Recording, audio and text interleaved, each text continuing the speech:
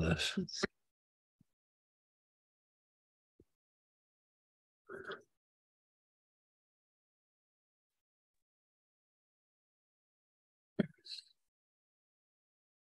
Punches in there.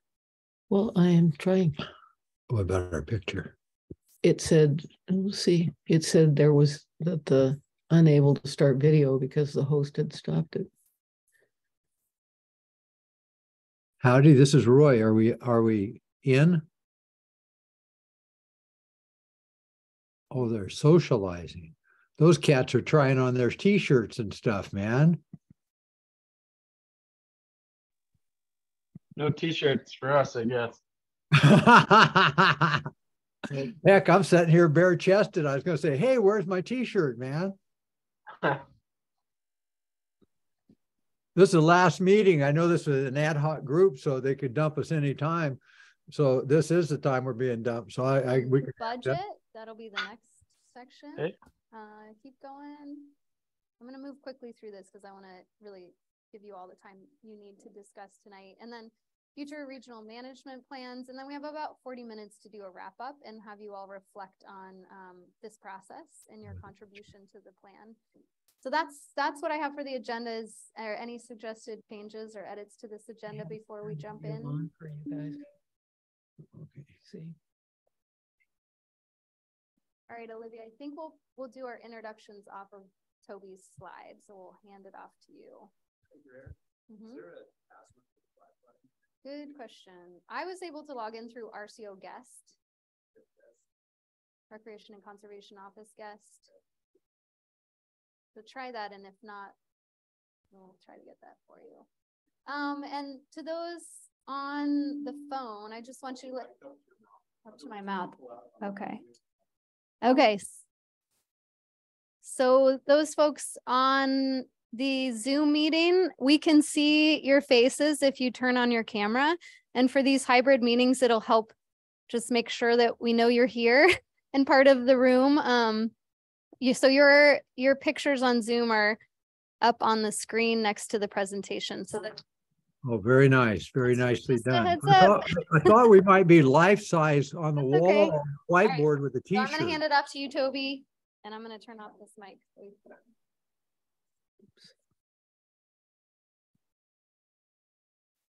Can you hear me? All right, awesome. Oh, I'm so loud.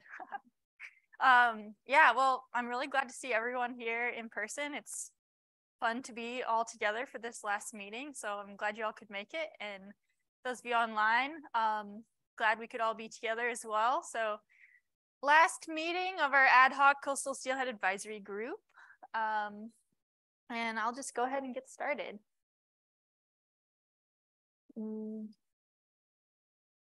Can we make this picture bigger? Okay, so we want to just start off by saying a big thank you to everyone who has been a part of this advisory group, all of you here.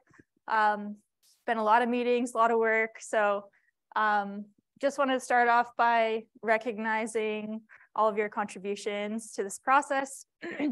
We're also going to use this as an opportunity to just check in and make sure that our mics are all working and that we're all here. So in the last couple of meetings, we've just gone one by one and said everyone's name and said hello. So we'll just do that based off of our thank you slide here. So I'll just go in order. Lee Geist, is Lee here? Okay. Jessica Helsley? Okay. Caleb Hitzfeld. Hello. I'm here.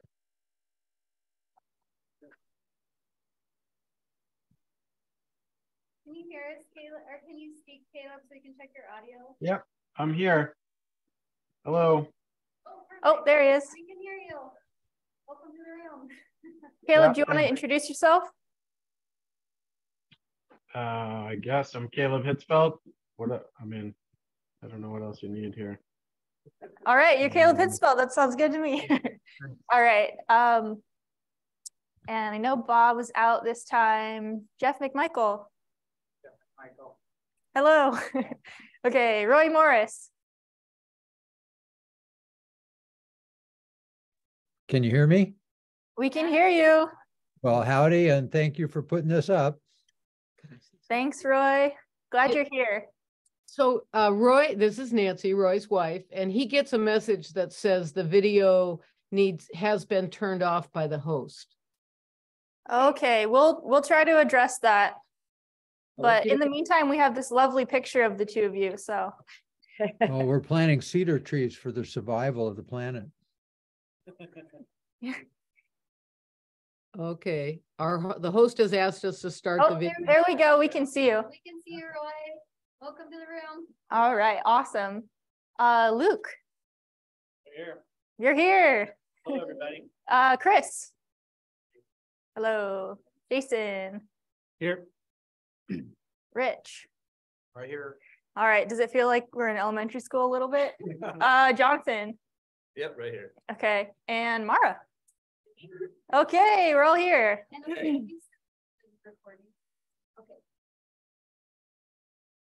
Can we make this one bigger? Well, I'll try. I went through all the options. Okay, yeah. I don't So remember. if you have a mic in front of you, if you're like more than 6 to 8 inches away, folks out, the rest of the world won't do it. If you can bring the mic closer, that's all. Do we have to push the button for it to pick us up too? No. Okay. So So we do want to introduce DFW staff.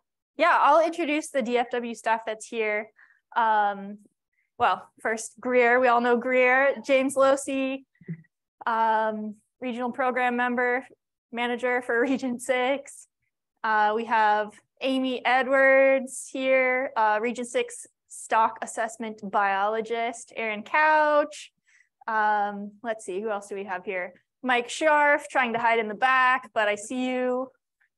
Anya Huff. I think that's all the DFW staff we have here besides me. I'm Toby Harbison.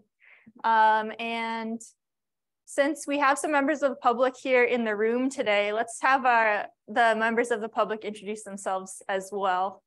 One of them, I happen to know your name here. So Gary. Gary Marson with Charlie Woman here. Awesome. Ryan Misseline, DFW staff. Hello. Like I say, complicated. Hi, nice to see you again. And sorry I missed you in the DFW staff introduction there, Brian.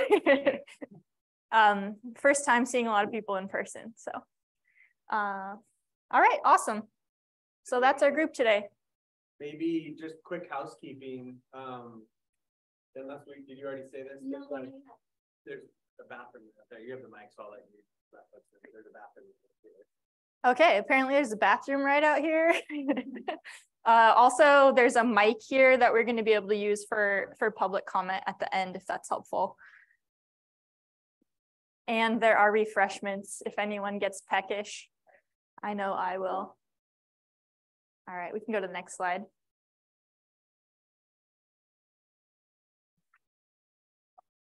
Okay, so I know that Greer ran through a little bit of what we're hoping to accomplish today, but we'll go through this again. Just generally speaking, what we're hoping to go through in today's meeting is the critical research section of this Coastal Steelhead Proviso Implementation Plan, the budget, our implementation timeline, future regional management plans, next steps for coastal steelhead management development. And then at the end, I'm hoping that we'll be able to take some time to reflect on this process and get feedback on this process. All right, next slide. And thanks for your patience as we figure out how to do this in person. I think it's fun, even though there's some glitches associated, but we're going now. So first item is talking about critical research. So including critical research in this Proviso implementation plan is extremely important in my mind because the data gaps that exist on the coast are really limiting for managers. And if we have more information, then we're able to make more precise and accurate decisions around steelhead management. And having research is critical to gaining that information that we need to inform our decisions. And if we don't have research or more research moving forward, there could be a continuation of uncertainty around our impacts in steelhead fisheries. And that uncertainty is a huge problem in terms of having potentially unintended impacts on steelhead through our fisheries. It also makes it difficult for us to manage fisheries, and in some places in the past, we've had to close fisheries because we do have that uncertainty around what our impacts are on wild fish. So that's just kind of a lead up to why it's important for us to include this critical research section in the proviso. Next slide. And all of that research requires funding.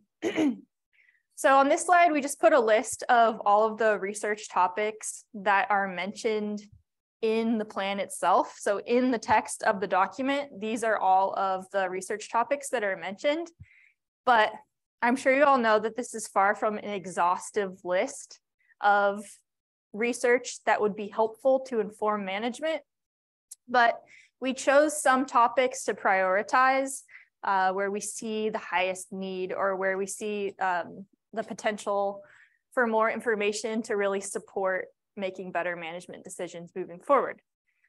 And so I won't go through every item in this list here, but I did want to focus on just a few examples of how these different types of research can help to inform coastal steelhead management. Next slide. Don't need this. Okay. All right. So on this slide, there's just some examples of critical research topics. These are topics that are included in the plan as drafted currently. And so I have 6 topics here, and then information about why this research would be helpful to informing management moving forward. The first one up here is summer steelhead.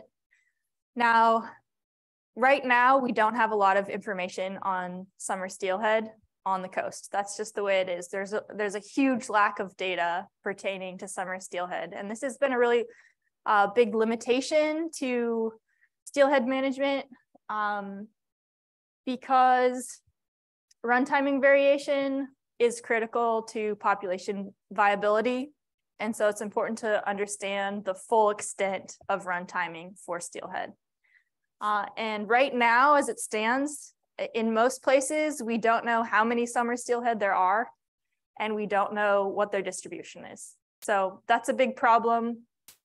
It thwarts our ability to manage for the full run timing of wild steelhead.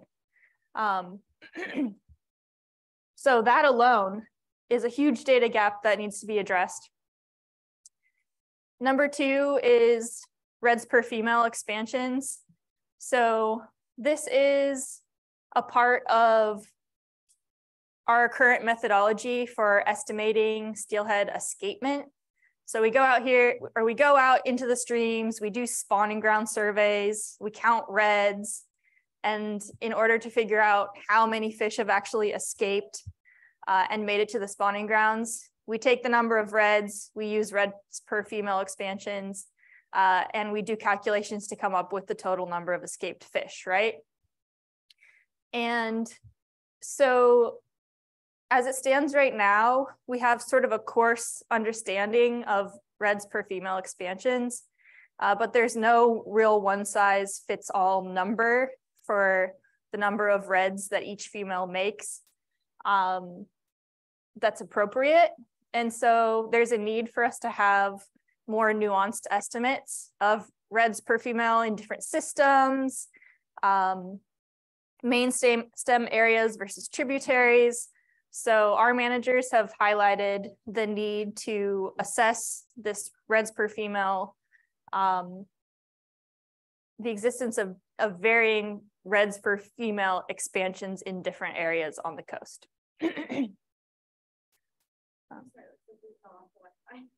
Oh, no.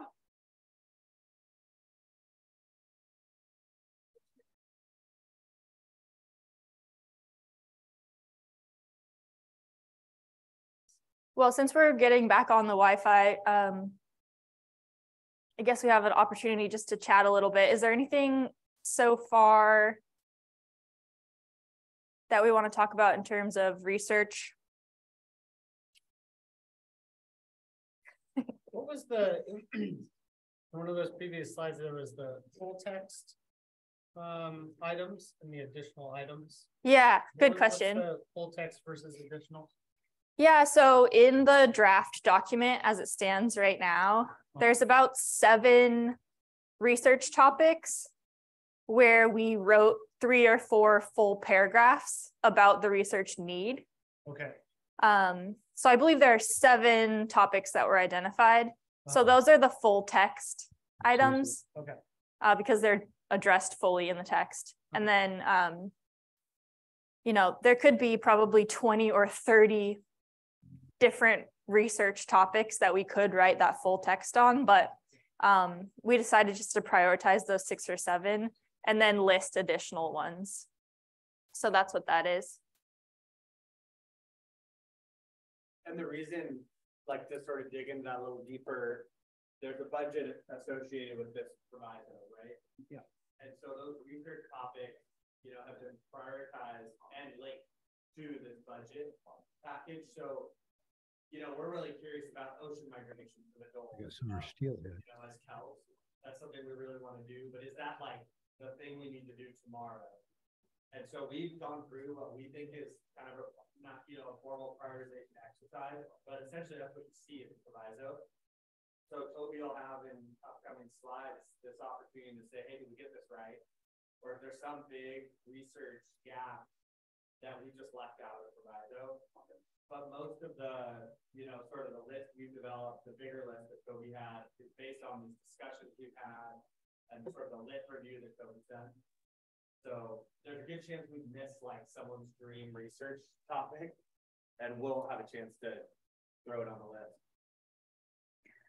All right, awesome. So we're back on here. Yeah, go ahead, Rich. I don't see it up there. I don't know if it's the appropriate place for it or not, but is there any thoughts on research regarding net dropout as well as predation from the net dropout?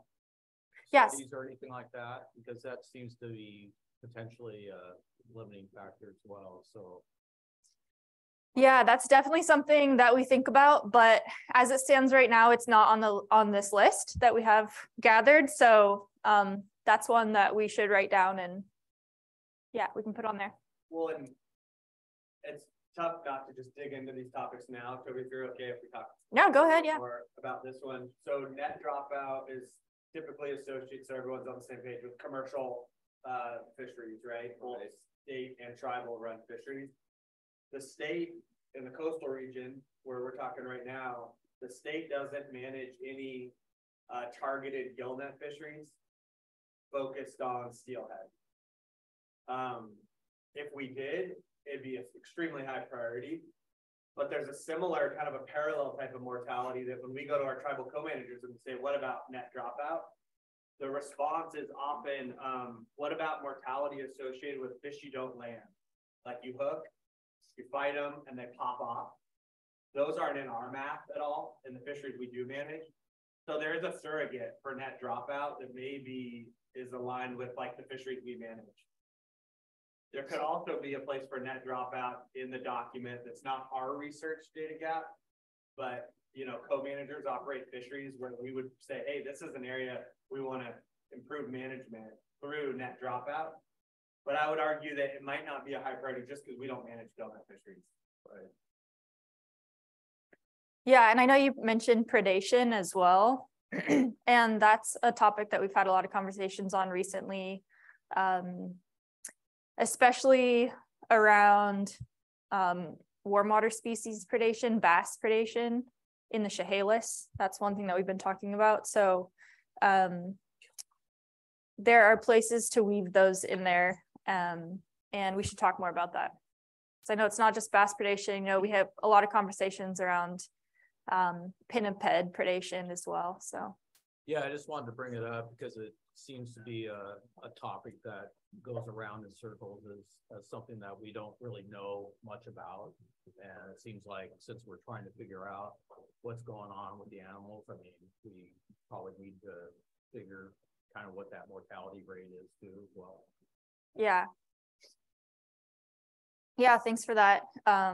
It's interesting how many sources of non-harvest mortality there are. And so I think across the board, there's a need to quantify those sources of non-harvest mortality.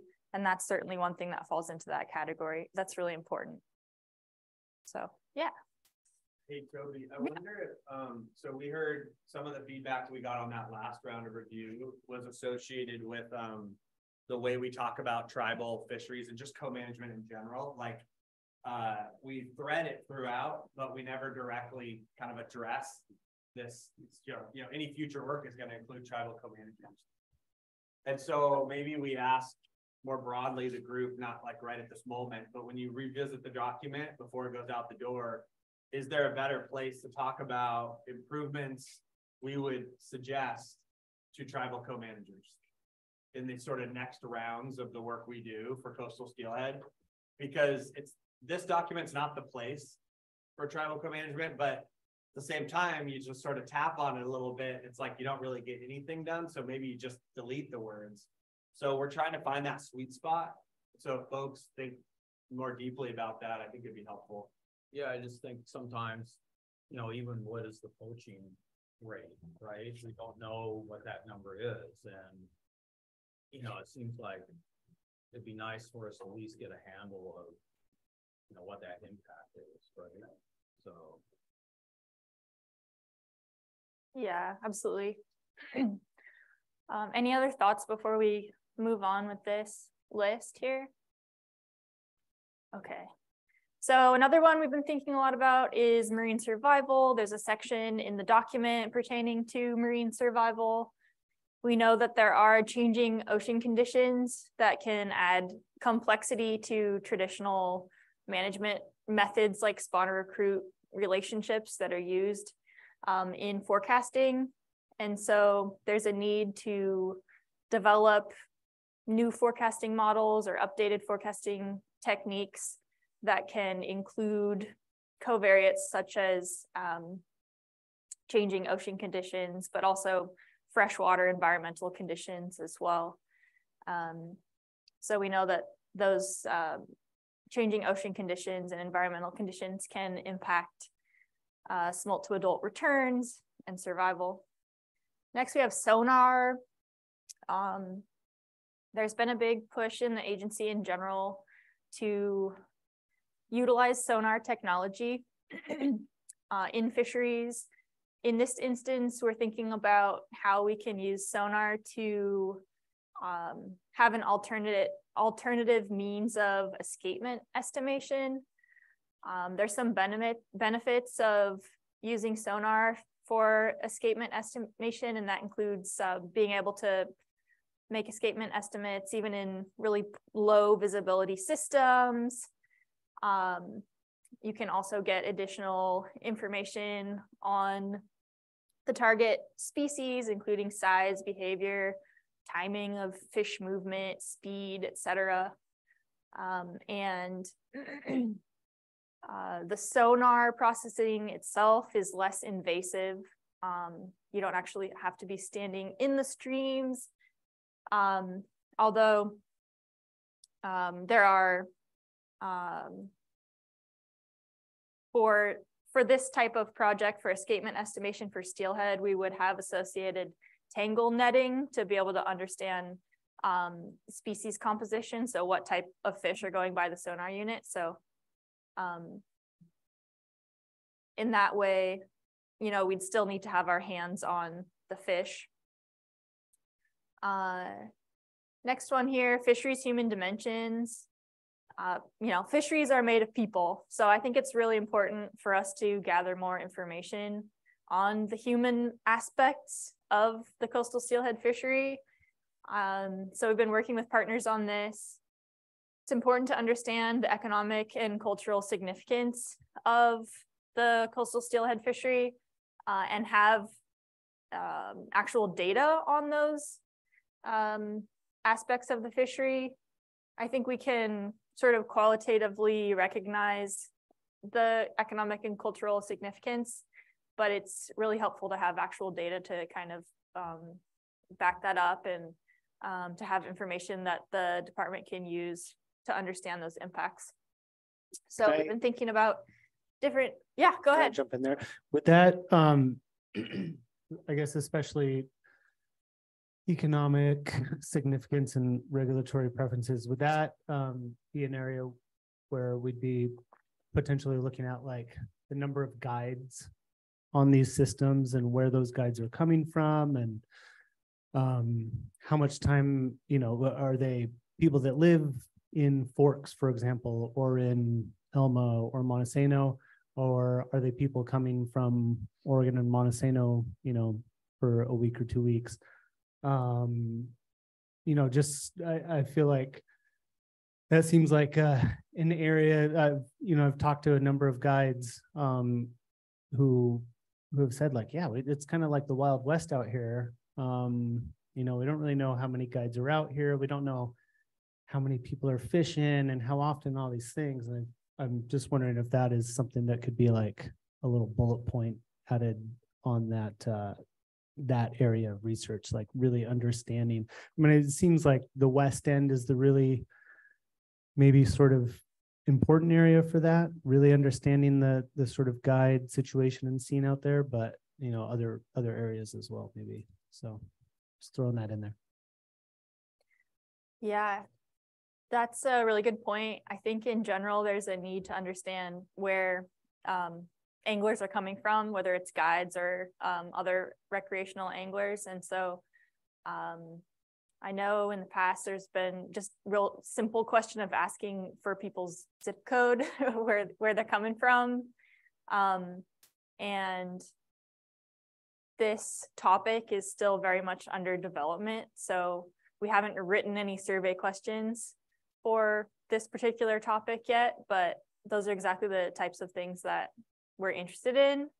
And so it'll be important to keep having conversations about, you know, exactly what data we want moving forward as we develop those surveys. So we're thinking about having comprehensive surveys that might be available online, potentially adding 1 or 2 questions to Creel, although we know that survey exhaustion is a real thing and people don't always want to be answering a bunch of Creel questions. And so there are many different tools that we can use, and we're still developing those strategies right now, but I think that's a really important point that you brought up. So. And maybe Jason, if when you're thinking about this and others, you know, the agency has some pretty cool tools online now, like guide logbooks. Those are mandated. Amy's over here in the crowd, you know, real expert in Creel work that we've done. Best case scenario, Skagit model. How do we do sort of things like Toby mentioned, you know, change the Creel interview to address this. And then we actually have staff in the director's office now focused on sort of this social piece of our work. And so for coastal steelhead, it's like, how do we rein in all these tools and like focus them right on a coastal steelhead fishery? Yeah. And that's the piece. It's like some of the tools are there. We just haven't like lined them all up yet. It seems too like, you know, so like guide log books, you know, I think are great. And I don't know where they stand now as far as like, you said they're mandated, like people are required to do them. Like you get a ticket if you don't, and we're writing tickets. They are getting tickets now. Yeah. Okay. Cool. Yeah. That's one thing I've learned, because like, yeah, I think that stuff is great to have, and if we say it's mandated, but then it's not really like followed up with like, you know, some real consequences, then it doesn't do us any good. But yeah, I think that's great, because I think, you know, everybody out there sort of benefiting from the resource should be helping us figure out what's going on out there. So yeah, cool. Thanks. I'd like just to add one thing to that. I think it'd be pretty cool. Pretty cool to, you know, somehow get like for the normal angler to be able to report their, the creel survey just from their phone or something like that. We already are requiring them, like if they keep a fish or whatever, but like, I think a lot of people would be just like, oh yeah, there we go. And, maybe, I don't know, there's ways to gamify it and make it happen, but I think I think you probably get a lot of information if you made it easy for people to give. Yeah, absolutely. I'm a big fan of electronic catch record cards. That's another avenue that we've been thinking about, and that the agency is thinking about and developing right now too. So I think that would be really helpful. Yeah, Amy. Yeah, I think that's something that I would say more information is always better, and like the more interviews we get, the better it helps the creel. The only caveat with that is that when you get volunteer information, like for creel data, it's really important that it's representative of the whole fishery.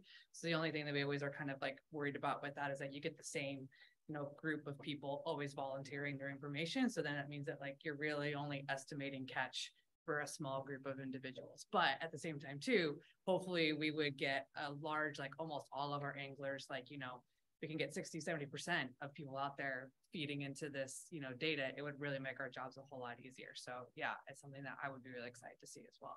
But just kind of one of the small, I could say, nuances behind like crowdsourced data or like people voluntarily giving their data. So if we made it mandatory, like the guide log books, but I don't know if we'd be doing that. So Roy has his hand up. Go ahead, Roy.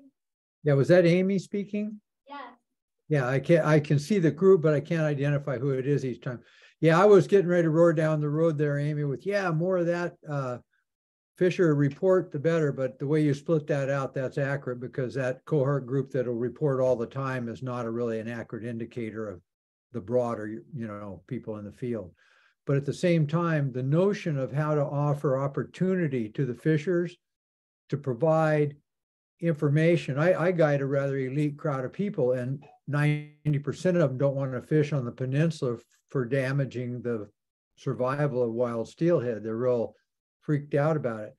As some of them are on the fence, I'm talking about doing more eDNA analysis with the guides and trying to find a way to bank that information and do collection. Because a lot of the people feel like if they come out here to fish, if they were like helping out and having a little do less harm or do no harm approach to it, I think that would invite a different kind of usership, and it would attract some of the usership that's falling away because of feeling that their pressure may be too much on what steelhead are left. I kind of rambled around there, but I think ways to have the public engage data collection and reporting is an important aspect that we need to explore more. Out. Thanks, Roy. So we're gonna keep moving, but I know you probably want to have some input and questions from the advisors, but I want to let you finish out if you have more here. Well, I think we just spent a little bit of time speaking to that last item on the list here. So we can just roll to the next slide. And this will lead into the discussion questions that we included in the agenda. So I'll just read through these and we can go from there. So the first one is, what do you see as the highest priority research needs? Why? How should we address these needs? Where will the funding for personnel, equipment, et cetera, come from? Number two, what role can stakeholders and external partners play in supporting and collaborating on coastal steelhead research? And number three, are there additional research topics that should be mentioned in the proviso document?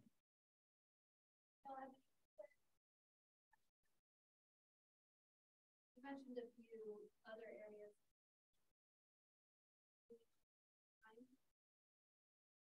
And Roy, I think you hit on number two. Just want to point that out. I think you mentioned having the public involved in data collection or gathering data. And I know that's something you've mentioned a few times over the last year. Go ahead. One thing I feel like it's come up a little bit in town hall meetings and among friends and anglers that I know, and but just the sort of uncertainty surrounding the numbers that we use for catch and release impacts, as far as mortality, you know, either sort of that immediate mortality or how catch and release, you know, a caught and release fish, how that affects their, what's the term I'm looking for? Their like spawning, you know, viability later on down the road. Let's say they survive for a week or two and they make it to the spawning grounds. You know, what happens to that female steelhead that's been caught 2 or 3 times? It just in stuff that I've read, people I've talked to, I feel like that seems like a big one, just because it seems like there is such a huge amount of uncertainty in that sort of 10% number. I think it's 10% basically that is used. And, you know, we've heard in town halls, people talking about, I think there was some people talking about some study out in Idaho that made it sound like that impact is much lower. And then I've seen other people that have said, actually, it should be, you know, if you start to account for everything, maybe it should be 30% or 40%. And so, I mean, it seems like, you know, and I feel like this sort of plays into the last item, the sport fishery monitoring stuff on the previous slide. You know, if we're thinking about sport fishery monitoring and talking to people about how many fish they're encountering, it only does us, you know, good if we know what to do with those numbers, right? And so I feel like getting more accurate with that CNR sort of impacts, you know, whatever number is being used. I feel like that seems huge, because I feel like as long as I have been steelheading, that has been something that people are always like, well, you know, it's a little wishy-washy, and it seems like maybe there's an opportunity here to partner with some universities or partner with some other, you know, nonprofit groups or research groups to like really do some stuff there that you know, could help us sort of further this and you know, refine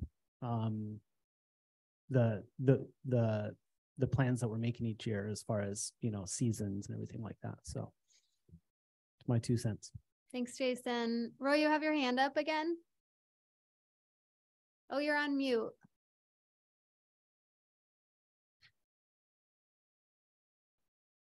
Thanks. Yeah, I circulated a document to the advisors and folks at the agency recently from Dick Burge, who's a 25-year fish and wildlife biologist for Washington State.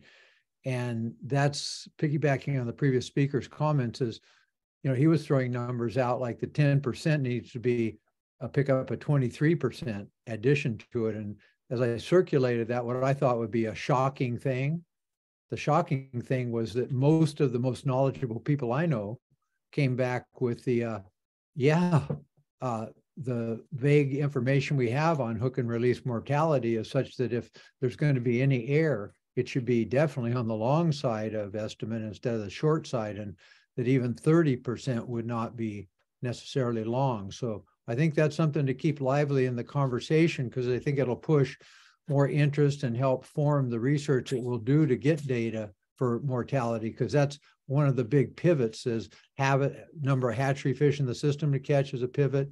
Hook and release mortality is a pivot, because if you can fish and hook and release fish and it doesn't injure the escapement numbers, then that's a powerful thing to understand better than I think we understand it now. I've seen from, I think Fish and Wildlife has published a number that the wild stock and the hoe are hooked 1.4 times. Is that an accurate number? And I'll shut up after that. Is that 1.4 now? Yeah, just a quick answer to that. We've got a really solid estimate of encounters in 1 year in one river for the whole coastal region. And there they estimated an average of every fish hooked once, even more, so 1.13. And then the high end was 1.4. So there's confidence around that, right? And the low was 0.85. So Yeah, 1.13 is sort of that average estimate of encounters in that one river in that 1 year. So Well, that's a lot of cortisone, emission. That's for darn sure. Cortisol emission that, is alleged to reduce the efficacy of spawner success too. So even though that wild fish maybe gets up the stream, and even if it does manage to make a red that could count for an escapement number tabulations, still the efficacy of that spawn hatching and, smolt to adult level, as those numbers are interesting. So that's what that hook and release. I'll quit rambling with that, but I think we need to get that answers better than we have them now.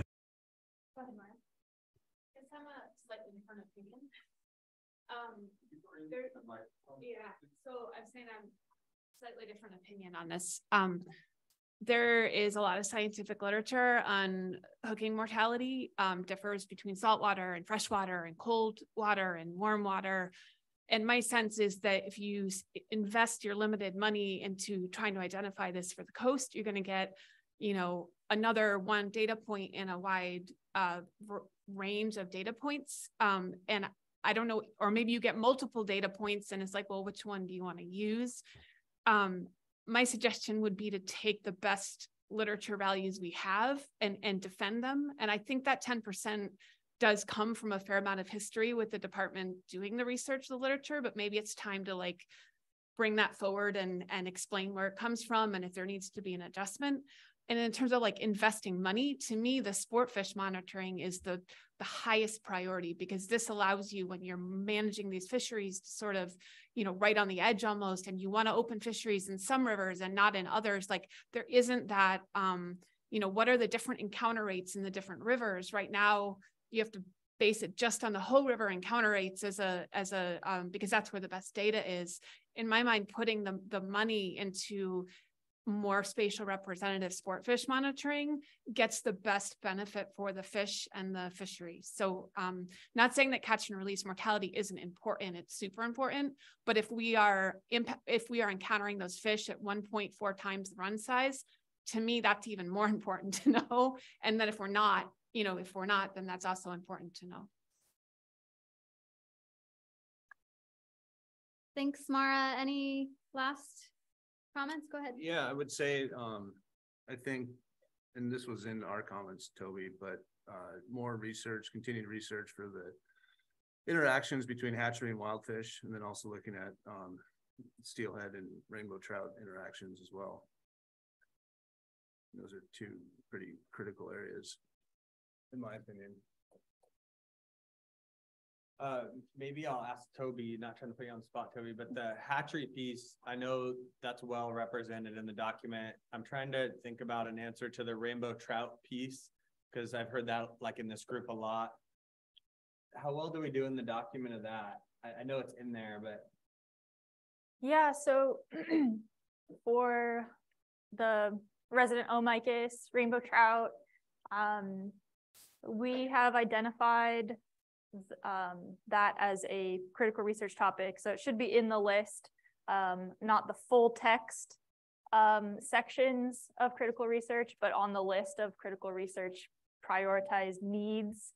And then there's also some discussion of it in the river specific supplements. And we are adding trout regulations to the regulation tables in the river specific supplements as well, so that link is clear. And we recently, within the last couple of weeks, kind of beefed up the section that talks about the need to have more of an understanding of the role of resident Omicus in steelhead population dynamics. So I agree that's super important, and something that was highlighted recently in recent reviews, and we beefed that part up as a result. So and I know Rich and Jonathan, you both had comments about that piece, so thanks for that. Cool, thank you. Thanks, Jonathan. Thanks, Toby. I think if we're okay, we're going to move on to the next topic. We're going to try to get through everything today. So do you want to move on to the next slide? Yeah, we can go to the next one. think we can stay on the present. Perfect. Thank you, Olivia. I don't know why this isn't working. Okay, go ahead, Toby. Okay. Yeah, so next item on the agenda is the budget. It's working now. Okay. Wondering if when it would. All right, we're getting there. There we go. All right, so next item, budget. So we provided here a quick overview of where the associated budget funding will be allocated in the Steelhead proviso. So first item there is jobs or personnel. We'll have 2.24 million per year, or I should say 2.24 million per year is currently in the proposed budget. And that would pay for 21.3 full-time equivalents, so FTEs. And that includes indirect costs. And the jobs would be allocated to better understanding spawner abundance estimates, sport fishery monitoring, sonar research, and there would also be personnel time for implementation of this plan and regional management plan development. So that 2.24 million per year provides staff time to address all of those subjects. And additionally, there's about 800,000 in the first year of implementation and 650,000 per year thereafter for goods and services.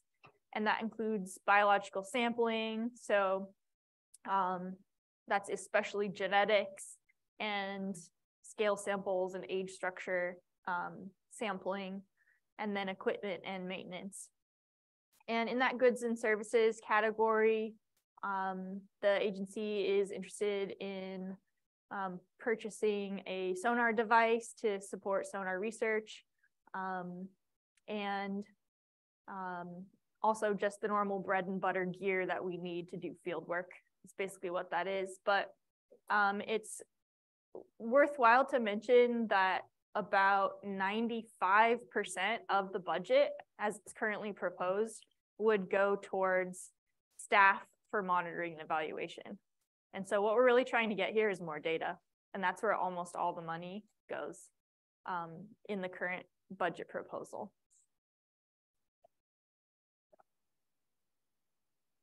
Any questions or thoughts on this? How are they gonna like it? I mean, think it'll get funded? I hope so. You know, it's always uncertain because we have alternatives. It gets funded just like we asked. It doesn't get funded, or it's something different, a little different than what we've, more or less. But we've seen both of those things happen. So really uncertain. But if you read the specific language of the proviso, what folks wanted us to do, I feel like this is like A+ work we've all done to meet the needs of the proviso. So yeah, and a lot of the money goes to sport fish monitoring, and that is to directly increase accuracy and precision of impacts, fishery impacts, so that we can have better in-season, hopefully, and post-season estimates of what our impacts are. Go ahead. Yeah, Mark. Yeah, so two questions. Does the research include summer steelhead abundance distribution, anything related to summer steelhead? And then what is the spatial footprint of the envisioned work? Does it cover all the major populations on the coast? Is it more focused on one area of the coast? Yeah, great question. So this amount that we're asking for would be for full implementation in all coastal systems that are in the proviso. So Willapa Bay, all the way up through the Quileute and independent streams north of there as well. And as far as summer steelhead, the currently there's funds towards developing that research, but I imagine that there might be some need for additional funding as well for fully implementing summer steelhead research. But the sort of getting those research projects up and running, that money is in there. Yeah. Maybe I could just add the summer steelhead piece. Good news about summer steelhead is we really know nothing. So we're talking about the basics. So this is like snorkel surveys during the period of time when they're available, when we know summer steelhead are present. Genetic sampling of tribal gillnet catch so we can understand who's a summer and who's a winter and the difference in run timing and impacts. So extremely basic. So in terms of the budget, we're not asking a lot for summer steelhead. It's like, make it part of our work plan. That's what we want. And then it's important everyone recognizes the sport fish monitoring is really like this range of monitoring that would take place river specific. And so if people remember our management framework, we heard early on from folks here and members of the public that the basic sport fish monitoring is bigger than what we do now. Even in places like the Quileute where we consistently meet escapement, you have the basic. But then in places like the Chehalis where we have a couple hundred fish, Chehalis is today, that might change, might be a different river. We know our current creel operation, sort of the models that we use now, allow us to change the amount of effort we put into a river to gain precision. So as we have like need for finer resolution, we might shift creel staff higher intensity in one river versus another just to get precision around our preseason plans. So it's coastal, it's every watershed, but it's gonna be changing based on the need. Yeah, so that fits strictly into the regime idea and where each river falls in the adaptive management regime. And yeah. I apologize for interrupting. When folks sit away from the mic, I end up having to turn it up really loud, which is when we get feedback. So if you could just be mindful, it really helps. Otherwise, folks out in the Zoom meetings can't hear. Okay, we'll keep that in mind. Sounds good. Thanks. Thanks. Okay. Luke has Yeah. Well, I guess I was kind of thinking about what Jason said earlier and like, you know, thinking about the whole build versus buy approach. Like, should we maybe contract with a university or something? And would that be maybe more bang for the buck? I mean, I'm all for collaboration, so sounds good to me. Yeah. Has that been investigated at all? Yes, in some topics more than others. But absolutely, yeah, definitely. Open to partnerships. Good suggestion. I'm gonna try it. Sounds off. It's worth mentioning that right now it's all hands on deck. So national park, tribal co-managers, and then U.S. Fish and Wildlife, and then NGOs all pitch in. And so there could be places where we could beef that up. And I think Toby has sort of this question about how to get folks involved more that aren't Fish and Wildlife. So yeah, it's a good point. Cool. Yeah. So just off the top of my head, 2 areas that I've been thinking about trying to partner with universities recently is for developing sonar technology. You know, kind of a limiting factor in our ability to use sonar technology for escapement estimation right now is that it takes a really long time to process the data. And so we've been looking into trying to partner with research entities to develop automated detection algorithms to automatically count fish and instead of having someone sit there and count them. So that's one area where it's like, yeah, we should be bringing in computer scientists to help us with that. So that's one. And then another one is with the human dimensions work. There are a lot of people out there that do really awesome human dimensions work already. And we have less capacity with WDFW right now. And so that's a place where it makes sense to, you know, maybe have someone help us as part of a PhD project or partner with the university. So I'd also imagine there are other even conservation groups that would be more than willing, you know, just tell them what to do. They will, I'm sure, would be out there doing field surveys. Yeah. Yeah, so that's a good lead in. Let's see, what else do I have here? Oh, stopped working again. Really Oh, quick. Rich. Okay, go ahead, Rich. You know, we did, I believe Mara was involved quite extensively with the sonar project on the Hoe, a while back, and a number of us really invested pretty heavily in that. And that being said, I think it is a pretty expensive thing to do. And, you know, that could eat up a lot of budget. But that being said as well, you know, what would be the implementation plan? Would we like start up the Hoe again as a river to test the sonar on, or, you know, do we try to find outside resources to help fund maybe more sonar potentials along various systems? I guess I'd like to really understand more about what is the implementation plan associated with some of these programs. I think that's what seems to be missing for me, is not really understanding that. You know, we have like an ask, right, of various things, but to what extent, you know, of the implementation of it, you know, that's to me is a little bit confusing on this. And, you know, yeah, I understand we're in the planning phases of this, but I think it's always a good idea to understand, you know, what we want to target and implement right away. Yeah, absolutely. Cost is associated with it. So yeah, so some of the implementation, specifically for sonar, is in the implementation timeline section. But that said, you know, there's a lot of this that we're still internally working out. But this year, internally, we've developed a sonar working group, which is a collaboration of a bunch of sonar projects that are going on all around the state. And we meet once a month and talk about these projects. And recently in the science division, we received some funding for putting a sonar device on the coast. And so that's out of science division. And the idea is that we're working towards having a coast sonar working group. That would be a collaboration between science division and Region 6 fish management.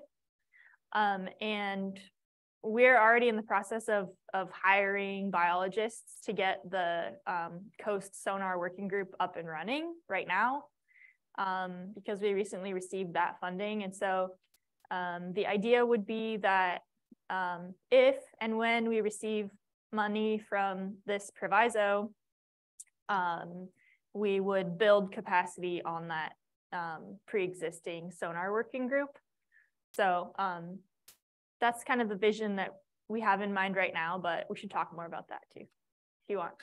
yeah, I know that's something that at least I know our organization is really interested in and been really, we've tried to invest in it in the past. And we actually have a person that's one of our advisors that's pretty knowledgeable in the sonar area that worked in fisheries. And so, you know, the organization is really interested in trying to figure out how we can help in that arena. So, and I think a lot of folks would be willing to pitch in some form, because it does have the ability to show us what numbers are and kind of help us understand really what the run size is doing.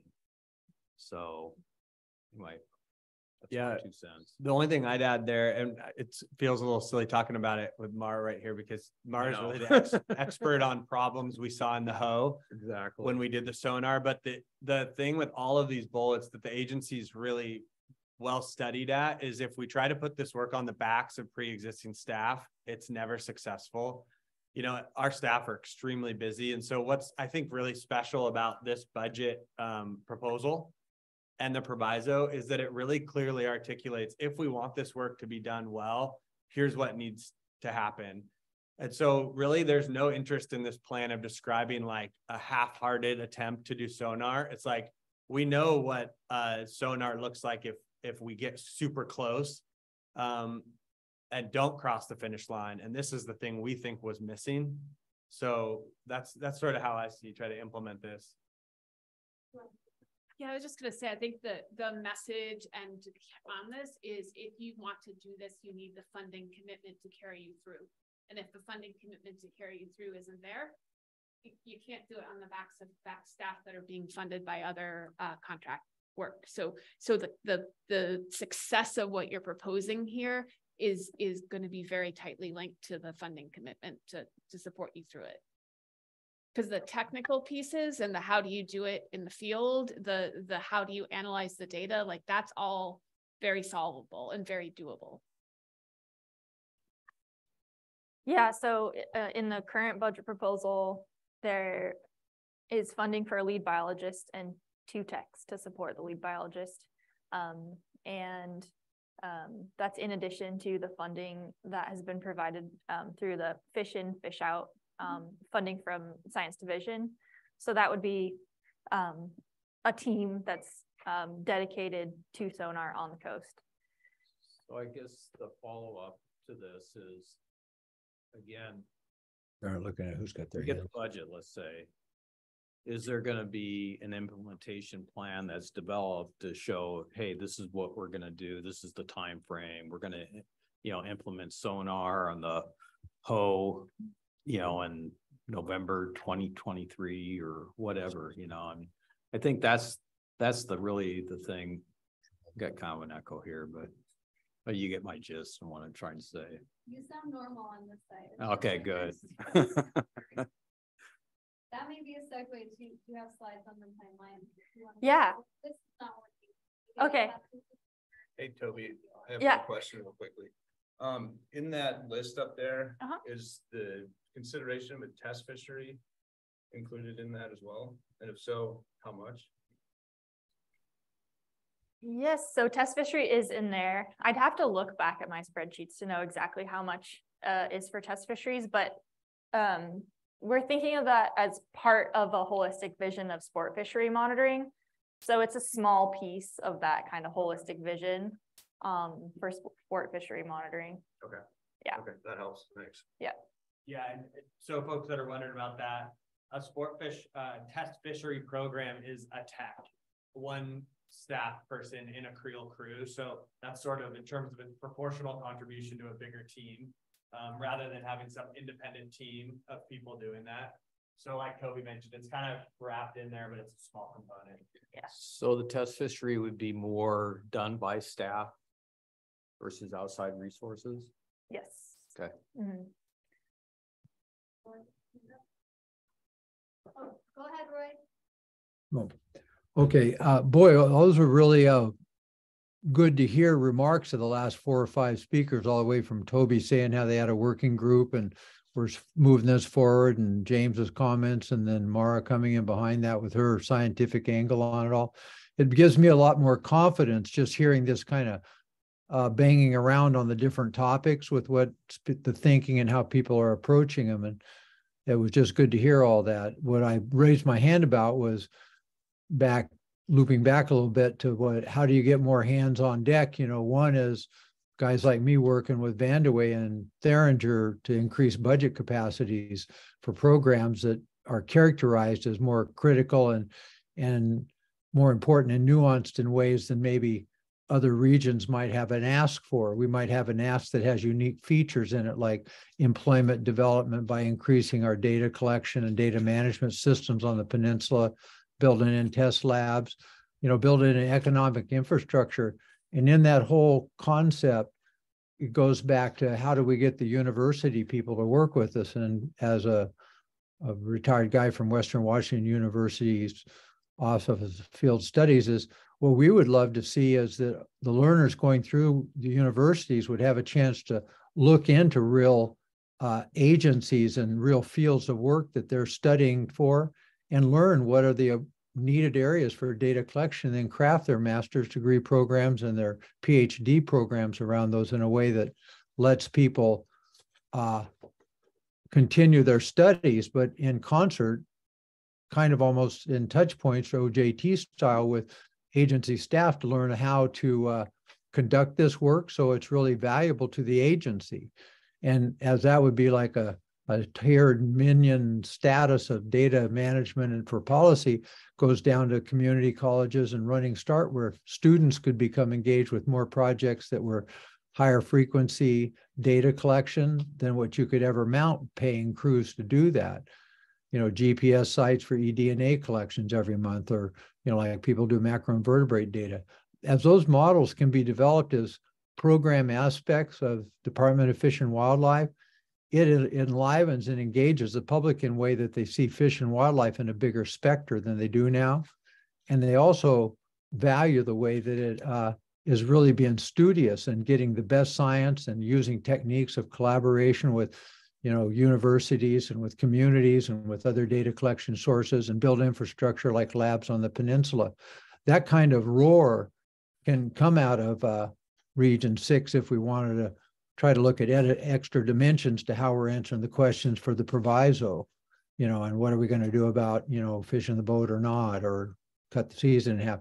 That dimension of it is definitely part of the proviso's work, but I'd encourage us to always kind of keep our head up off the steering wheel and look off the front end of the car a little further. Out. Thanks, Roy. Thanks for your patience, old man rambling there. No, it's always great information. Thank you, Roy. All right, do you want to move to the next slide? Yeah, let's go to the next slide. Okay. Okay, so building off that, the total biennial budget request is $5.9 million. And failure to fund this coastal steelhead proviso implementation plan could continue or increase uncertainty regarding coastal steelhead fishery impacts, which could limit the sustainability of fisheries and also opportunities available. It could hinder the development of regional management plans, including long-term coastal steelhead conservation objectives and management strategy evaluations, which we'll talk a little bit more about later on. And it could slow the pace of critical research needed to inform steelhead fishery management. So pretty big stakes here, I would say. We can go to the next. I just wanted to comment on Yep. that. I like the inclusion of that in the last draft, because I think because this was driven by a political, you know, legislative action, I think those are terms, you know, those folks hopefully can digest. Yep. I hope so. Yep. Yeah. All right, next slide. And I wanted to highlight that this budget request ties directly into the WDFW 25-year strategic plan, which is called A Path to an Improved Era for Fish, Wildlife, and People. So the 4 elements of that strategic plan are to proactively address conservation challenges, engage communities through recreation and stewardship, deliver science that informs Washington's most pressing fish and wildlife questions, and to model operational and environmental excellence. And I believe that this plan and the associated budget supports all of those items. All right, next one. All right, so implementation timeline. Excuse me. So the funding request associated with the proviso is for the 2023 to 2025 biennium, and that period starts in July 2023. So implementation of the plan would be in the 2023-24 steelhead season. So it's important to note that this plan will not be implemented for this upcoming season. And the timeline includes both immediate and multi-year processes. So there's some elements of the plan that we could flip the switch on right away. And there's some aspects of it that will require multiple years to implement. In that immediate and multi-year processes category, we have spawner abundance estimates and fisheries monitoring. There are research projects that will require multiple years.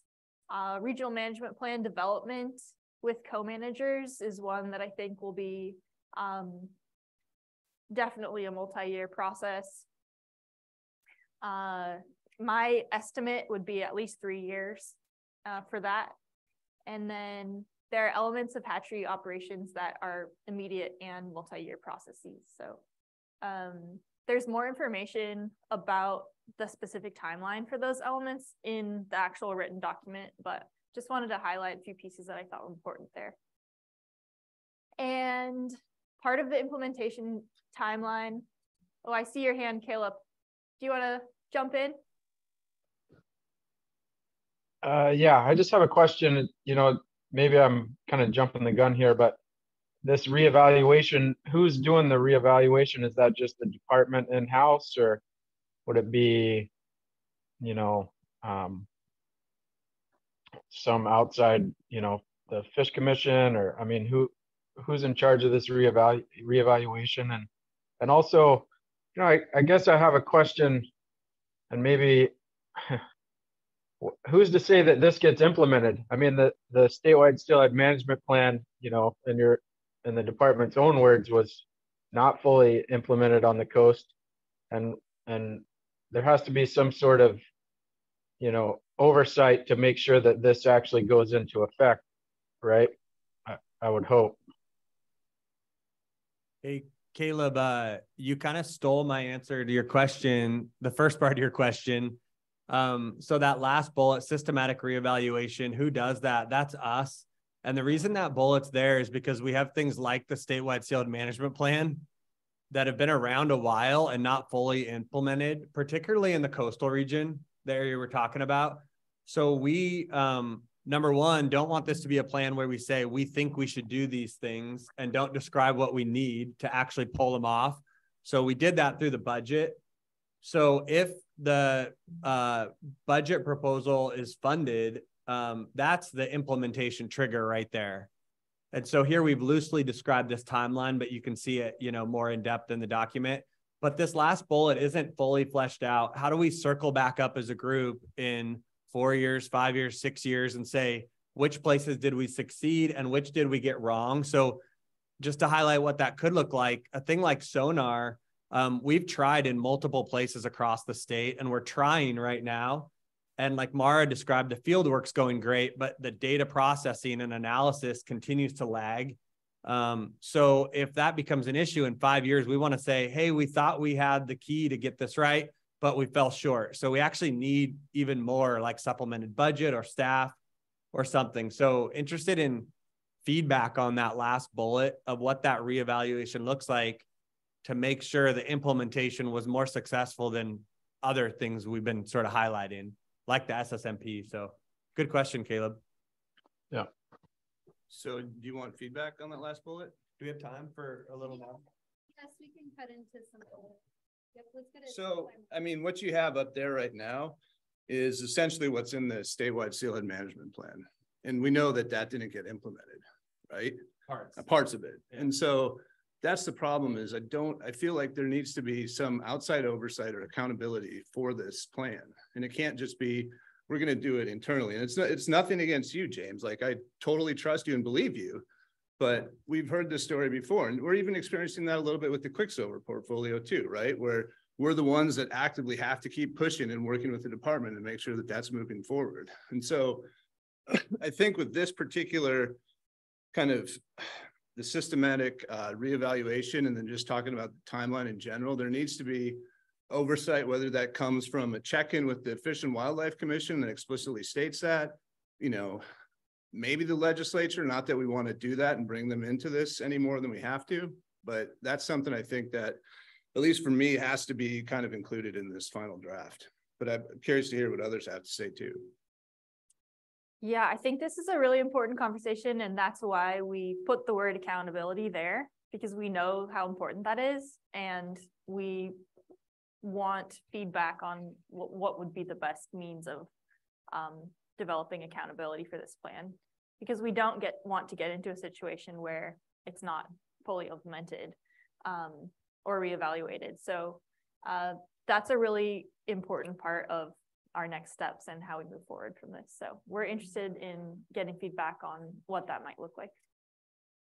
Any response to Jonathan's suggestion about who might do that oversight for accountability besides DFW? guess, for myself, I'd echo what Jonathan's saying a bit. I mean, I triggered a reflection of past experiences and, you know, working on this stuff for over 20 years. And it's like, I've been involved with so many, you know, ad hoc advisory groups. And that seems to be the thing that always kind of falters. It seems like it just kind of just dissipates, right? The energy's there, everybody's pretty excited and psyched up and everything, and then it just kind of dwindles, right?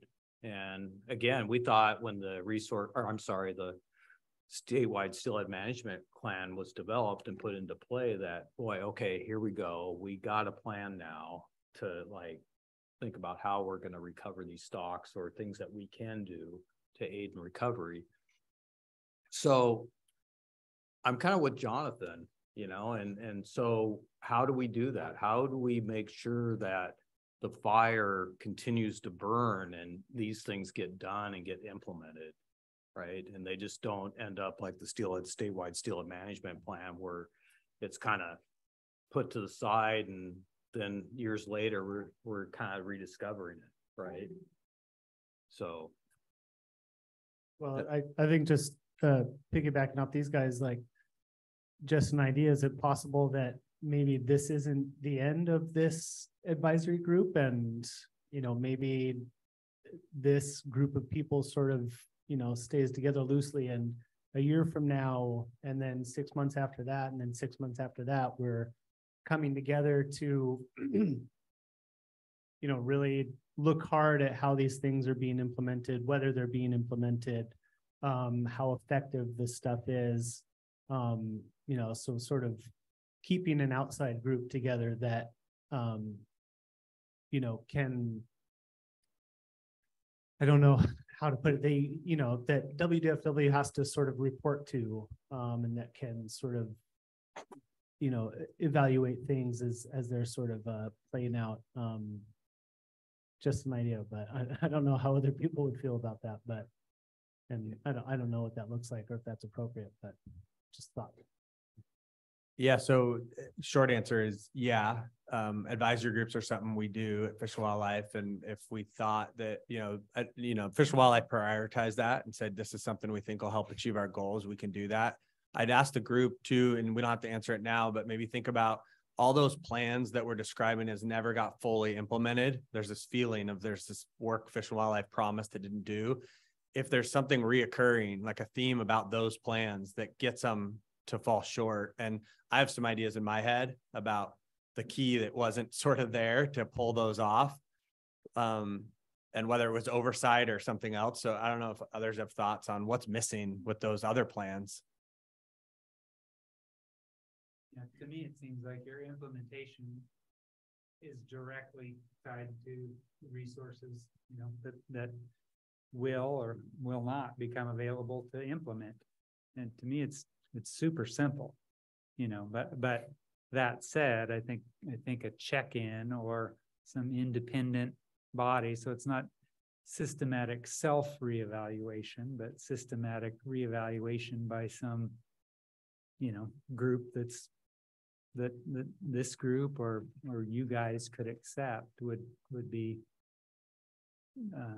normal and I think would give people who rely on the outcome of this, or who are invested in the outcome of this, some confidence that if you get the money, you've followed through, you know, so it's not just a plan of good intentions, you know. Great. So hearing some suggestions for exploring a revision to that last bullet on who would be doing, I guess it wouldn't be a revision, but some added detail on who would be doing that reevaluation and suggestion of some other group, including potentially this group. So Roy, you have your hand up and then I'm going to let the group break, but if you have any final comments, we can let you do that. Go ahead, Roy. Quickly, I appreciate the remarks of all the previous speakers there.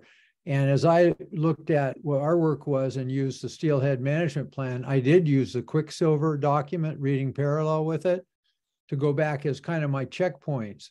And I was trying to think of what's missing in our work here. And it's sort of resonated between the last speakers wandering around with what the questions are. And anytime I do production, it's really clear. It's, you know, performance indicators on a timeline, and the criterias are planned out in advance of how you measure the meeting the performance criteria on the timeline, and that's reported out regularly. And it does have an ensemble that reviews that material 2 months, 6 months. If it's a 5-year project, I'm building 3 schools in a district and something like that and buying the land.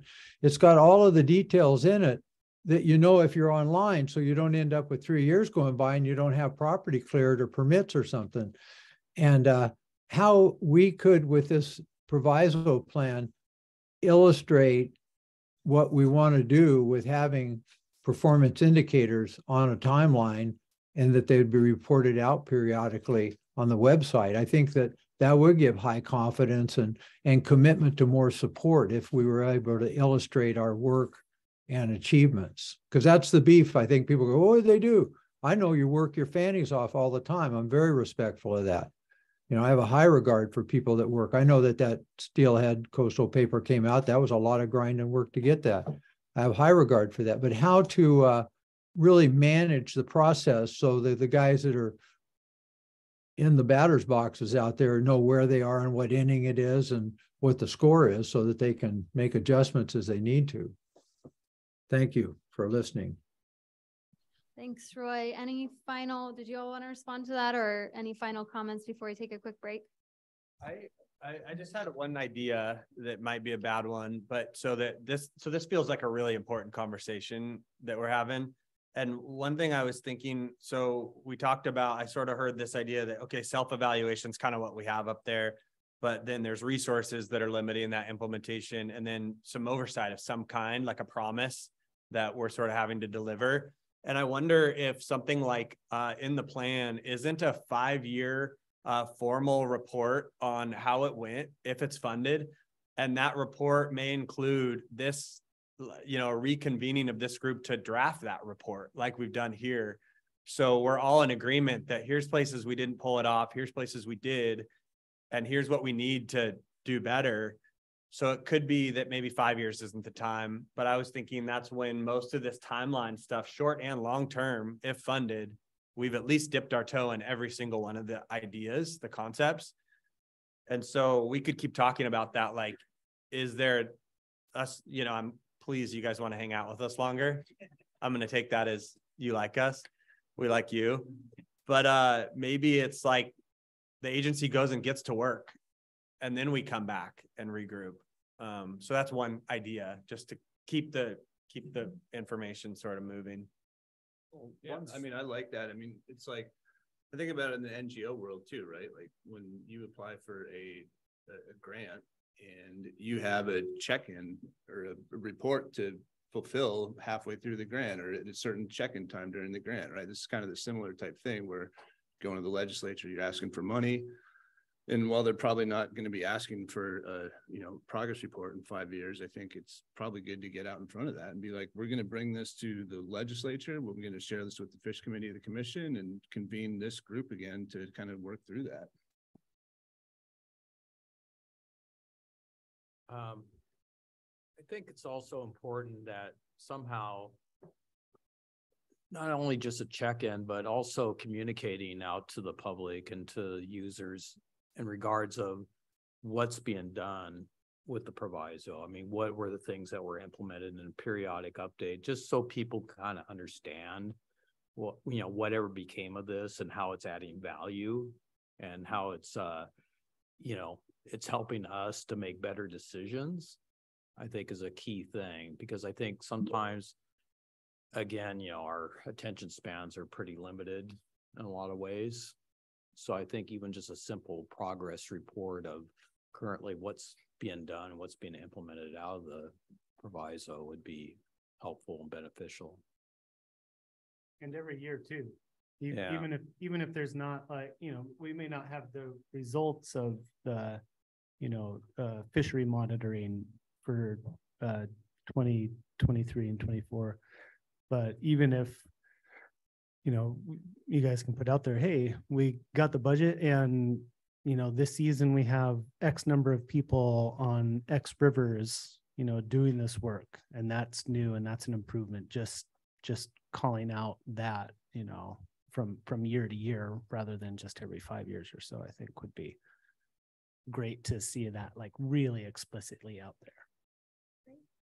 And that first bullet you mentioned with the first update point would be, first metric would be, did you get the budget, or what did the budget you get look like? Yeah, so. I remember we were out on the river one day and we saw a creel survey guy and we were like, yes, it's happening. Good. Other suggestions. So suggestion to also have sort of annual reports to report out to the public and others progress and implementation. Okay. Could be simple, you know, even some pictures, you know, like say we have the sonar set up and, you know, showing it being in work, and this is what kind of information it's provided for us, and this is how it's adding value to your potential interaction with the resource. It could be part of the town halls, which I think are well attended, and you know, if they're kept kind of on a regular schedule, folks will know to pay attention. I think you just so you know, when you say the word town hall, I get goosebumps. Like good or bad? So you probably don't realize it, but Steelhead are kind of a big deal to a lot of people. And I think that's an important thing for us to remember, that it is a game fish that is highly regarded in our community and our culture, and, you know, as our angling culture over the years. And I think that's something that's really important for us to remember. It's this game fish that a lot of us hold in high regard and respect. So. Yeah, it was just like the public interaction. I know we went back to like the first meeting, and WDFW really wanted to engage the public. And this would be, in my opinion, an easy way to implement that by showing what, if this gets funded and we have the projects to show what WDFW is doing. So, and yeah, I mean, sorry, town halls, but there you go. I was just gonna suggest, you know, the statewide steelhead management plan had 5-year reporting requirements that never happened or happened 10 years later. And I'm just wondering, it might be, you might get some good internal feedback on your question, James, like, why didn't that happen? What should have been in place, or what could have been in place to make that happen? Because there was this intent to to do a status report there that didn't happen. And you may already have ideas, but there's probably some feedback you could get internally to help kind of shape what you're thinking here. Yeah, just so I'm being really transparent, the team we work with now here, the team I work with, my supervisors and the people on my team, I'm extremely confident we'll pull this off in a way that hasn't been done because we have the resources attached. I see that as the limiting factor. But when I'm hearing everybody's feedback, I'm thinking that it won't always be this team I work with now, right? And we want this stuff to last. And so like a 5-year report, I see it on my notes as like, oh, we could pull that off with these resources. We could do that. But it's like, you know, it's a promise we're making, but in 30 years, like, are they going to keep up with that? So I think the things I have in my notes aren't enough. We should keep thinking about, and me kind of brainstorming too, what more we could do to commit to all these things and implement them properly. But resources is the thing for me. I think you make a good point, James, from the standpoint that, you know, people move in their careers and their lives and everything, and transfer to different places. And, you know, I've seen it a lot, even in my own job, where, you know, you have a great project going and then someone leaves and the understanding of that project is lost, and pretty soon it just kind of starts dissipating because no one's kind of leading the element, the charge of it. And so I think really thinking about what is your, you know, strategy for, you know, ensuring that when somebody leaves, like say you decide tomorrow to take a new job, James, you know, who's gonna be helping to lead this or do it. I love my job. A correct answer. So, Thanks, anyway, Rich. yeah. Well, good discussion. I think that was really important to flesh out and acknowledging some really important points to implementing this successfully. So let's take a 5-minute break. I'm going to cut it down. So grab some cookies, some food if you're hungry. And then we'll be back at the table at 5 minutes. Thanks, everybody. Right.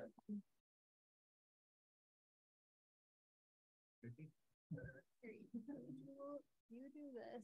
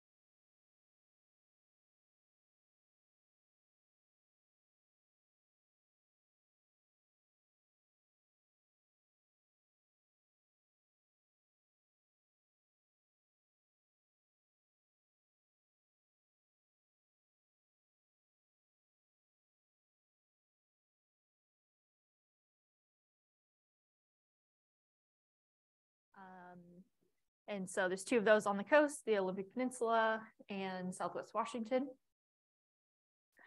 And so we wanted to include information on this next step in the Proviso implementation plan.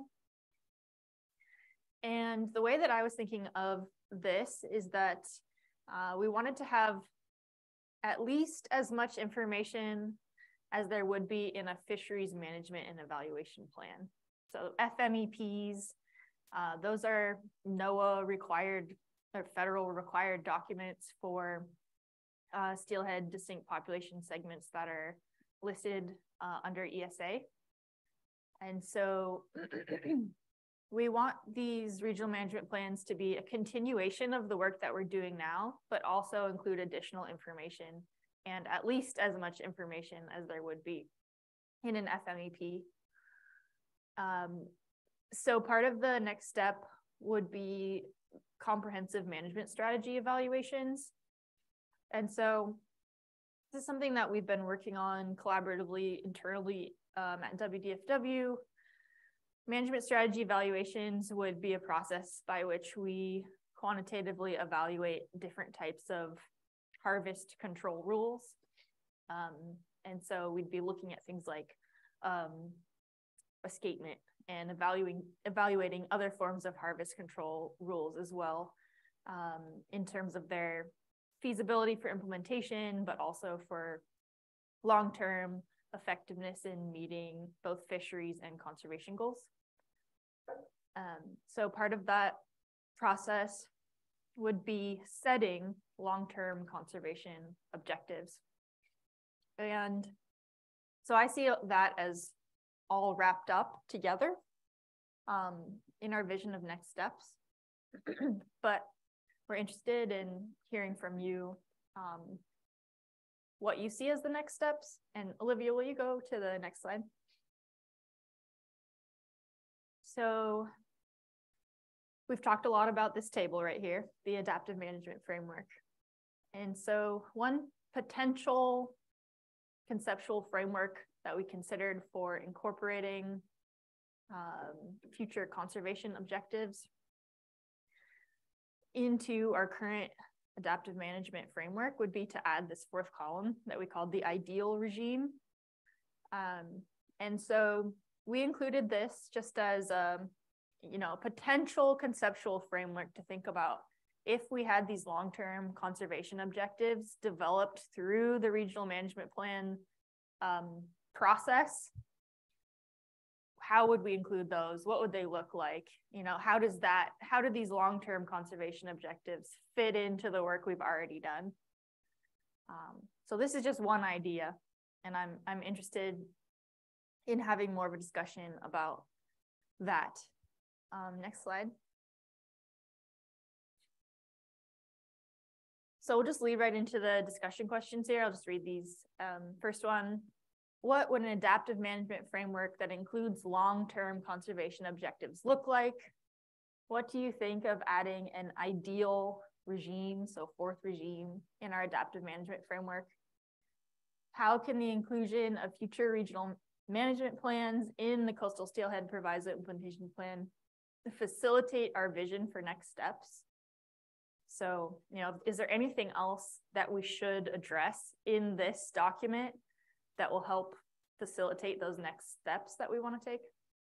And then lastly, how can WDFW best include the public, stakeholders, and external partners in that regional management plan development process? So interested in hearing thoughts on those questions.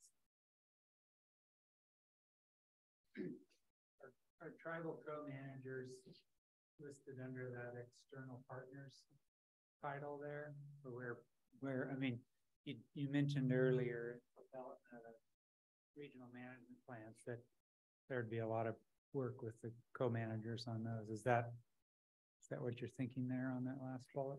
So on the last bullet, I was thinking more of nonprofit organizations, anglers, general public. Okay. I think of co-managers as an essential part of the process. So I put them in a different category as co-managers. But yeah, interested in how the more general public or other organizations might be a part of that process. Well, town halls are out. Just kidding. Yeah. So how are we doing on this? It's on. I like that. Yeah.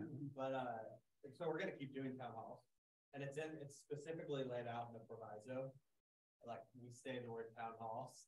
It's hard to type. Yeah. But we're gonna do it. It's been really it hasn't been self-fulfilling at all, but it's been really good for the agency and the public. So we're gonna keep doing it. So this is sort of beyond that even. We've heard throughout the whole process here, Roy, I think this is something you've contributed in a big way, is ways we can incorporate the public. And, when folks at the town halls talk about the Oregon model for hatchery work, we often roll our eyes a little bit because we kind of do the Oregon model in many places. But one area we haven't fulfilled, like the Oregon hatchery broodstock work, is involving the public. And that's something Oregon does really well. So that's mostly what that's about there. Yeah, so I think of this as you know, how the public can be directly involved in this next step of developing management. So, you know, we've talked about having check-ins and accountability for implementation of what we've written so far, but I think that also ties into, you know, how are we doing in developing our next steps?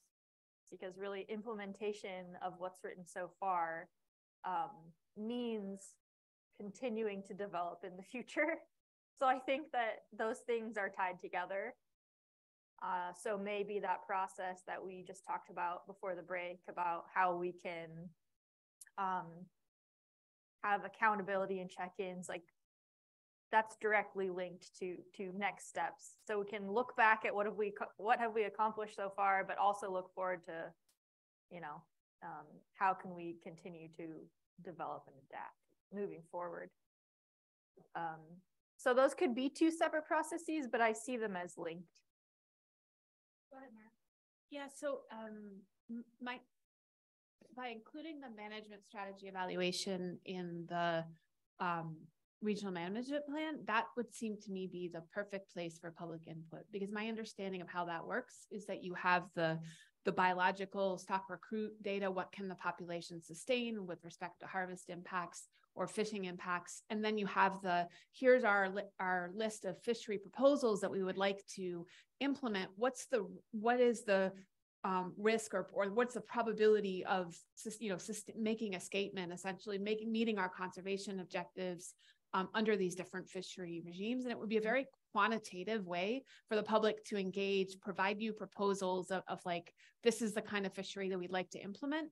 And then you would be able to say, okay, under fishery A, B, and C, here's the risk to the population if this fishery is implemented. And so where now you are doing that with the management strategy evaluation, you would be able to sort of quantitatively report on that. So I think it's a natural extension of the town halls, but like encouraging those town halls to actually provide you fishery proposals, you know, that are specific and not just sort of what people don't like about the fishery, right?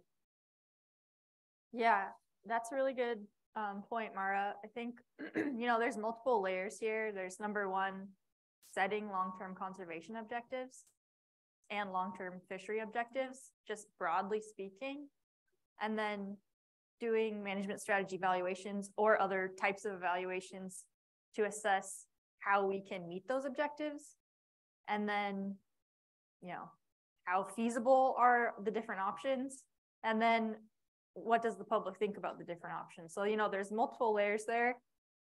And I think there's, you know, room for input at each layer. So I'm really interested in hearing how, you know, ideas on what you think that meeting conservation or setting conservation objectives process would look like. How do we get there? You know, there's certainly quantitative analyses we can do, but at a certain point, we just have to talk about what level of risk is acceptable. And, you know, that's kind of just a theoretical question, but I'm interested in what people think about that. So that, I mean, like Mara said, where she started with a complete understanding of all the data, right? I mean, we can, as an agency, give you a good accounting of what the risk is, where now I don't think that's necessarily the case, right? I mean, there's so many variables that are in that critical research category that we just don't know. So, yeah. I mean, it's all predicated on good information, you know, to even get to that point where you can have that conversation on what is your risk tolerance. So, or here's our interpretation of what the risks of these different proposals would be. So I think just getting to the point where that's understood. Yeah, absolutely. And is important.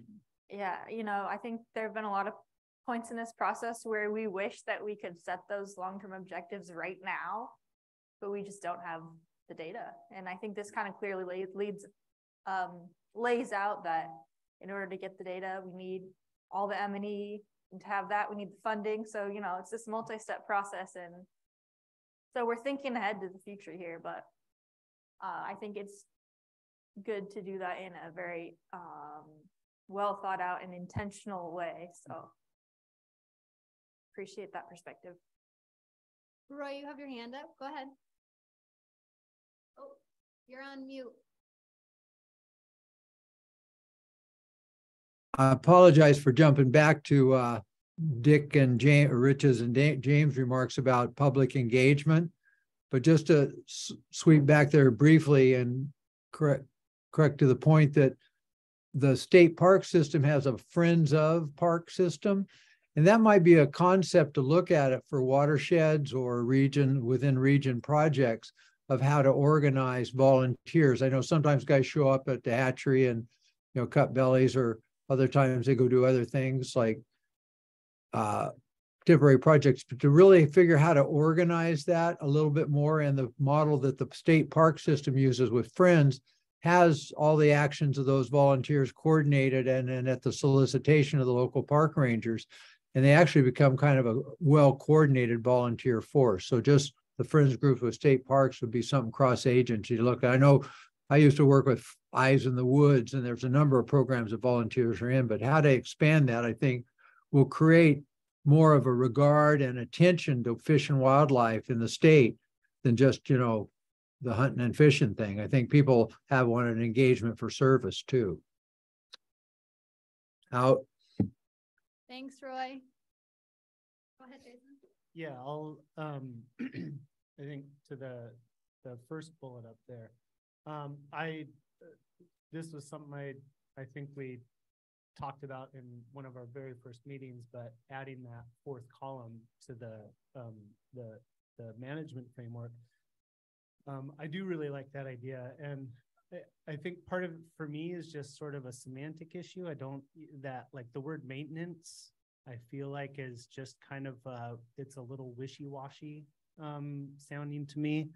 And, you know, I hate the idea of just like barely getting where we want to and then just trying to like stay right there. I really do like the idea of a fourth column that says, you know, maintenance is good. It's great if we can get there and maybe stay there, but, you know, and maybe I don't like the word ideal either. I feel like that's sort of like, you know, pie in the sky, you know, ideal we may never get to, but, you know, if that fourth column can be some sort of, you know, I think on like Kickstarters, they call them reach goals or something like that. You know what I mean? Like not a big, huge ideal thing, but little benchmarks that we can aim for. And then if we hit one benchmark, maybe we can, you know, bump it up a little higher, you know, 2 years down the road, or, you know, whatever it is, but some sort of something that just goes beyond doing, you know, sort of that maintenance bare minimum. And, you know, I feel like that's where the sort of the future sort of conservation goals are really going to come in, is like setting some goals, some really attainable goals that go beyond that maintenance thing and give us something to like keep pushing for and keep fighting for and keep working for, and hopefully allowing us to have even more, you know, robust fisheries because, oh yeah, we hit this, and, you know, 2 years beyond that, we hit this, and, you know, now we don't have to worry about closing things because we've done a bunch of work to help these fish come back. So yeah, super into that idea. I don't like the word ideal. I don't like the word maintenance, but I know you guys have to put some sort of label on it. So that's how I feel. Any other feedback on the fourth column or suggested ways to characterize it? Yeah, I'm pleased to see this included in here. As Jason said, I think this is something in the first or second meeting everyone was really pushing for to see in the original management regime. But obviously with the time constraints, you know, it's not possible to loop the MSE into all of this. So I'm really glad to kind of see this in here in terms of long-term conservation. It's a great thing to have. With regards to the development of the RMPs, I mean, do you guys envision this as potentially something that we keep talking about this advisory group. Is this something that this advisory group can pick up and take on and continue moving forward? I mean, I think you have a pretty diverse representation here of people, both, geographically, that, would probably be willing to help in and pitch in on that. Just an idea, tossing out there. I know that, overall the fish program isn't super keen on more advisory groups, but I could probably make a pretty strong case. Yeah, so from this first meeting, but also a couple of years at the very first town hall, people were asking us like, okay, great, we're talking about fisheries today, but what about in 5 years? What's the long-term plan? And we kept reminding people, hey, we only got a 2-hour town hall here. We got to design some fisheries. But in the back of our mind is like, we do need a long-term plan. And at the time it was pull the plug on the status quo thing. Like that's where we're at, pull the plug on this. And now we're beyond that. We've pulled the plug. We've found a stride in how to manage these fisheries year to year. So what's the next step? So we see this RMP is the thing everyone's been asking for. It's not the proviso. This is limited, doesn't involve co-managers. There's all these things. So that's kind of what we build. What is the RMP? Do we have advisory groups for each watershed? Do we just have, a whole bunch of these town halls where we're bringing the public in like kind of a more high energy environment? And so it sounds like a lot of work to me. Like I just saw you get goosebumps again. I mean, the town halls are awesome. I'm so proud of the work we've done, but they are just hard. They're extremely difficult. But I do think there's a lot of bang for the buck for the constituents with the town hall. So it could be advisory, it could be town hall. That's kind of what we're here to hear. So. Yeah, and the other thing too, I will say, I was glad to see the inclusion of the FMEPs, especially at using the ESA thresholds. I think that's a great place to go with those and have those kind of plans guide that. Whether that is going to be the future of the OP, that's hard to say, but it's good to see that in there for coastwide. And then, one thing that I've been hitting on pretty hard, and I think everyone else has, is just in general, like what does rebuilding and recovery look like? And I think these regional management plans kind of get us going in that right direction. Yeah, I think it'd be great to like have goals too, like, and check in, like, how are we progressing? Are we going to fall short? Or, I think for a lot of people here, it's like, we spend a lot of time in this group, and like, we want to see how we can bring these runs back so we're not having the same conversations every year, Yeah, I had a similar gut reaction to the word ideal, which was, oh, that's something they just never think they're going to ever get to, but it sounds good. I was going to suggest changing it to sustaining or sustainable. I know with the Coast Salmon Partnership, when we developed our regional salmon recovery plan, it wasn't a recovery plan because we didn't have the listed species. And so it was a Washington Coast sustainable salmon plan, with sustainable meaning populations that endure was the definition. And I think that's what you're going for here. It would be consistent with the regional recovery organization. So I just wanted to pitch that as a possibility. The other thing was the adaptive management framework, or the framework that you use to develop those long-term conservation objectives. It's more than just a data gap. It is actually a framework of how you would do that for a non-listed population. This isn't preventing extinction. This is trying to sustain the populations into the future so that they support robust fisheries, so they support the continuation of the populations. And that I know in early on when we were like, oh, there should be a fourth column, what we ran into was there really is not a technical framework that exists. And so getting the science support to do that is going to be a key part of getting those long-term conservation objectives, I think, where you want them. So. I like the word sustainable. Awesome. I'll go fix it tonight. Well, and I want to hear if everyone's comfortable with that. So, because I was sort of trying not to say I really like sustainable, but I do. And the thing I really like about it, I mean, not being critical. I tell you I'm yeah, no, I like it because so Toby's tried to link these 3 different regimes in a way where you're sort of encouraged to move to the next regime. You don't get stuck in one, right? And we have triggers that make you unstuck. The word sustainable, to me, kind of implies that these others, while might be green and happy, they're not necessarily sustainable.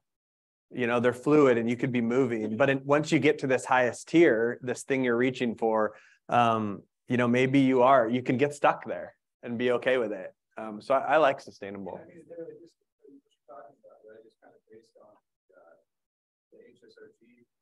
Report that came out in 2018 and 2020 that had these 4 similar columns with the various phases, and then it had the triggers that moved you from each of those management regimes forward. So that's maybe something that we could look at as a model to bring into the mix. So not to nitpick, but it doesn't seem like sustaining is a more appropriate word rather than sustainable for that category.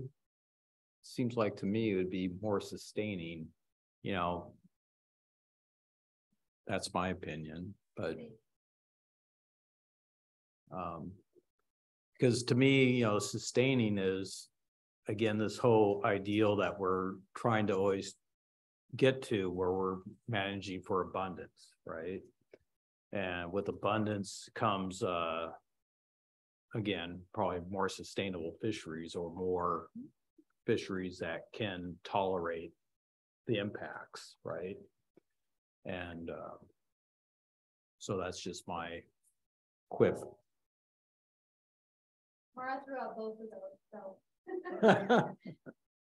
It also encourages us to develop those tools Mara's talking about. So specifically these 4 VSB parameters that we keep saying, we know a lot about abundance. Once we've got all 4 of those parameters filled in, we can have a 4th column, because we got all these triggers or sort of metrics to look at. So it kind of stretches us too as managers to get us there. Yeah, and Jonathan, I'm glad you brought up the HGMP documents. In developing this, we were also looking at the Elwha River Adaptive Management Plan. Like, that's the really one that I was inspired by. So I think that's another good place to look for ideas. And, you know, I was hoping, well, in the long-term vision, I'd love to have these thresholds for more VSP parameters beyond abundance. And so there are certainly examples out there of other plans that have done that work. We can get ideas from. Yeah. You have the sustaining. I think it's more about, that really should be our goal. All the other things that we have there, maintenance, transitional, emergency, are just, they're just staying the same. It's not that we're trying to get beyond where we've been at within this rut. And that's the thing that's always been a problem. We can't seem to get past the rut. And that's what we should be aspiring to. And everything that we do is get to this sustaining stage. So.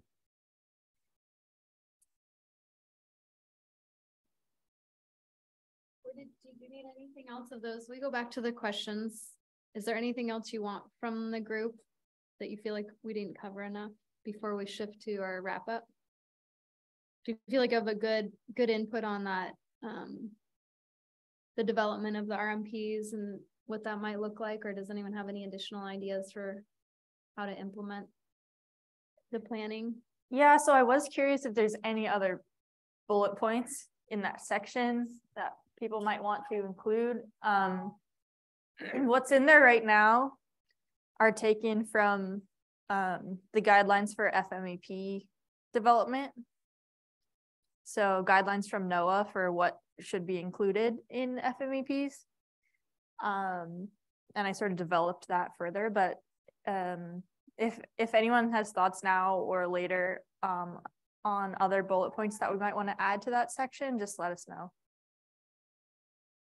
Brought it up that in there in the framework or in the RMPs for each watershed goals, right? I mean, you've got your escapement goal, but Mhm. but putting kind of metrics on the filling in those tables, and that there may not be enough information to do that, and just be honest about that. But where there is, say, this is what this desired state would look like.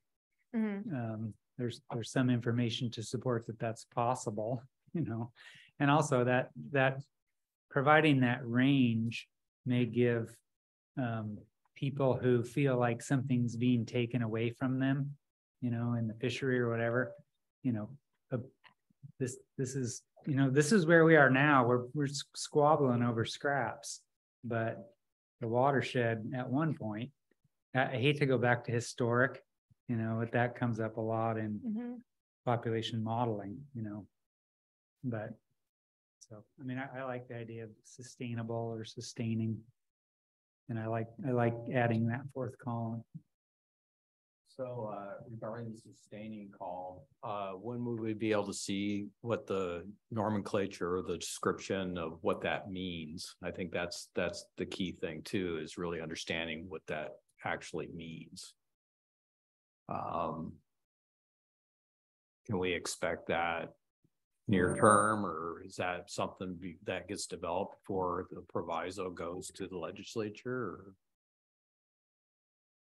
So I think what's in that section right now is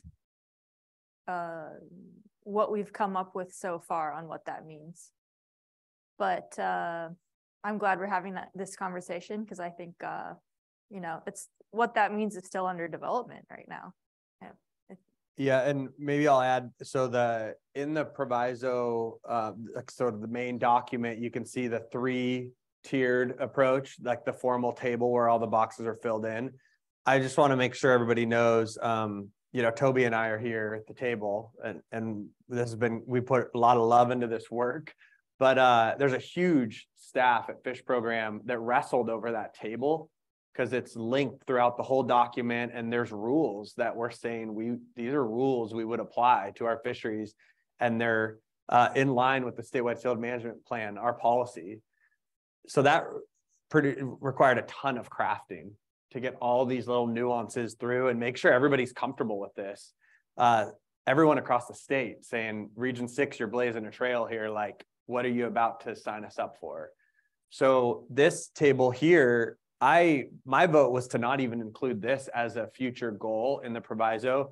And Toby and I went back and forth on it. I think Toby's right. And after what I'm hearing today, it's really important this is in the proviso as like, here's where we're going, but the tools just aren't there yet for the fourth column. So that's where we've landed. And so I don't see the proviso having this with a bunch of words in it right now, because I mean, it really is months of work with the fish program trying to get that right. So the version we have right there, right now with the words in it, we should tweak. And if we have edits we want to make to, like, it's not in front of us now, but there's lots of language about 3 to 5 years, we do this. The 5-year mean is this, lots of text. If you see tweaks you want to make, that's what we should focus on. Yep. And renaming these columns for the vision of the future, I think is good work for us to do now. Yeah, I agree, James. And I think the idea is that, we don't know what that column is going to look like yet, because we have to do these management strategy evaluations and get all this data and do more work to be able to get to the place where we develop that column. So the idea now is that we're setting ourselves up for being able to do that moving forward, but we're not quite there yet, but that's the intention. So include that intention in the proviso? Yeah, so I think, or something that says, this is what we've got now. Yeah. But the next step is, this fourth area. Yeah, so we can look through that section of the document where it's embedded, and take a really close look and see if the wording is where we want it to be, and if there's anything else we want to say. But that's the idea, is that we're presenting that intention and trying to lay it out clearly. Maybe in that section 9 where you transition into the kind of the RMPs or the river by river discussion, to say, you know, we envision this additional column in the management framework would be presented within each one of these RMPs. Okay. Just an idea. Yeah, anywhere, you know, if there's places where we can add language to make it clearer, just let us know, because it's a big document. Yeah. And that's exactly how it is in the document right now. So it says cells are intentionally left blank. Like this is just a thought piece at this point.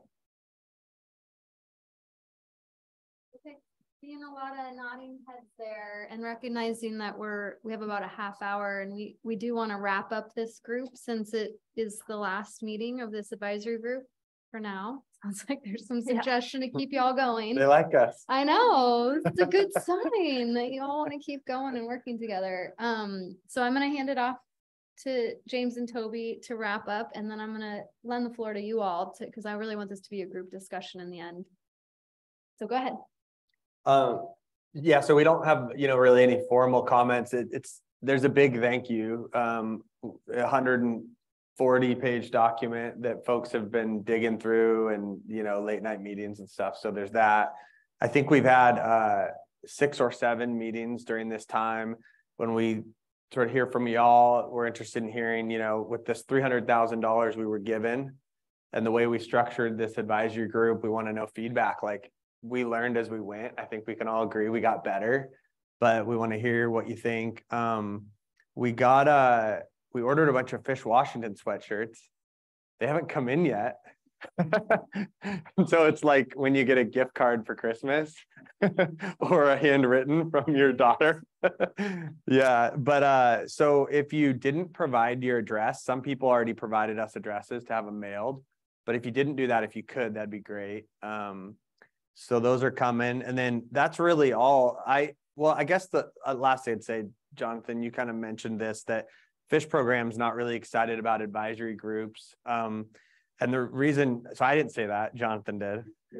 But the reason that may be true in some circles of fish program is because we have a lot of advisory groups, and they take a lot of time. When people sign up their time, the agency at the bare minimum should show up and be professional and, have the materials they need prepared. So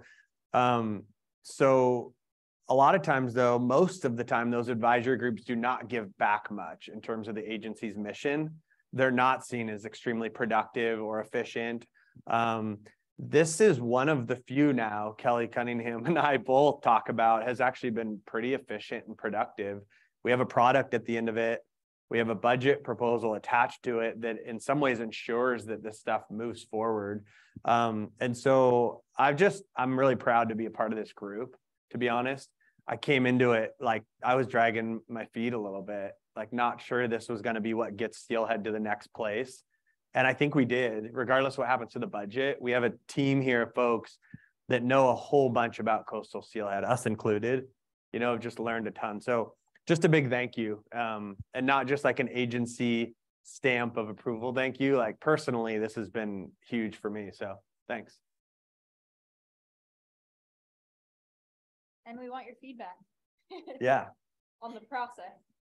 Yeah, and as your facilitator, I'll echo what James and Toby said. I think Olivia and I want to acknowledge it was a rocky start. We came into this, we didn't really know what the process was going to look like, and we definitely learned as we went. And I want to acknowledge that you all leaned in and really voiced your opinions about what you wanted to see changed, because you care about Steelhead and you wanted to see this process have a positive outcome and something that was meaningful. So hopefully you saw us take your feedback and work together as a team to really change the process to be more of a collaborative discussion at these meetings, really making sure you're able to voice your opinions and DFW is able to ask the right questions of information they needed. So I just want to acknowledge that we came a long way and we ended up having a really great product that hopefully is going to play out and have some great consequences. So thanks to everybody. And the last item is really, I just want to go around the room and just really acknowledge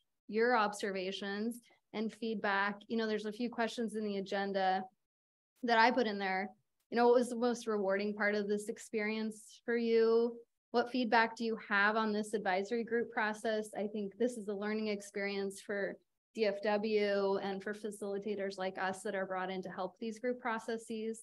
And is there anything that was missed you really like to speak to? And I just want to open that up as like, you know, if there's something that you really wanted to make sure to communicate and didn't come out through this process, just to make sure to give you some time to do that. And we still have Caleb and Roy on the phone. So Roy, I'm going to go ahead and start with you and Caleb on the Zoom meeting. Go ahead, Roy. Well, I second your comments there, and I'm grateful for the evolution of the group becoming more collaborative. I felt kind of thrilled at portions of the meeting tonight. You know, I work on big projects like building Running Start or building skill centers across the state or building things that take a lot of different stakeholders' points of view, and finding that Venn diagram of intersect of mutual respect brings forward collaboration that shares more ideas and gets more potential contributors to the best outcomes. And I think we created a readiness for each of us to be agents for that kind of work in the future, is to find ways that we can all contribute to this going forward. So thank you guys all. I learned a lot. I'm an old guy, so you got to kind of kick me hard to get me started, but I appreciated the time I spent in the group, and I've got a 12-inch stack of documents. Okay, thank you. Anytime, Roy.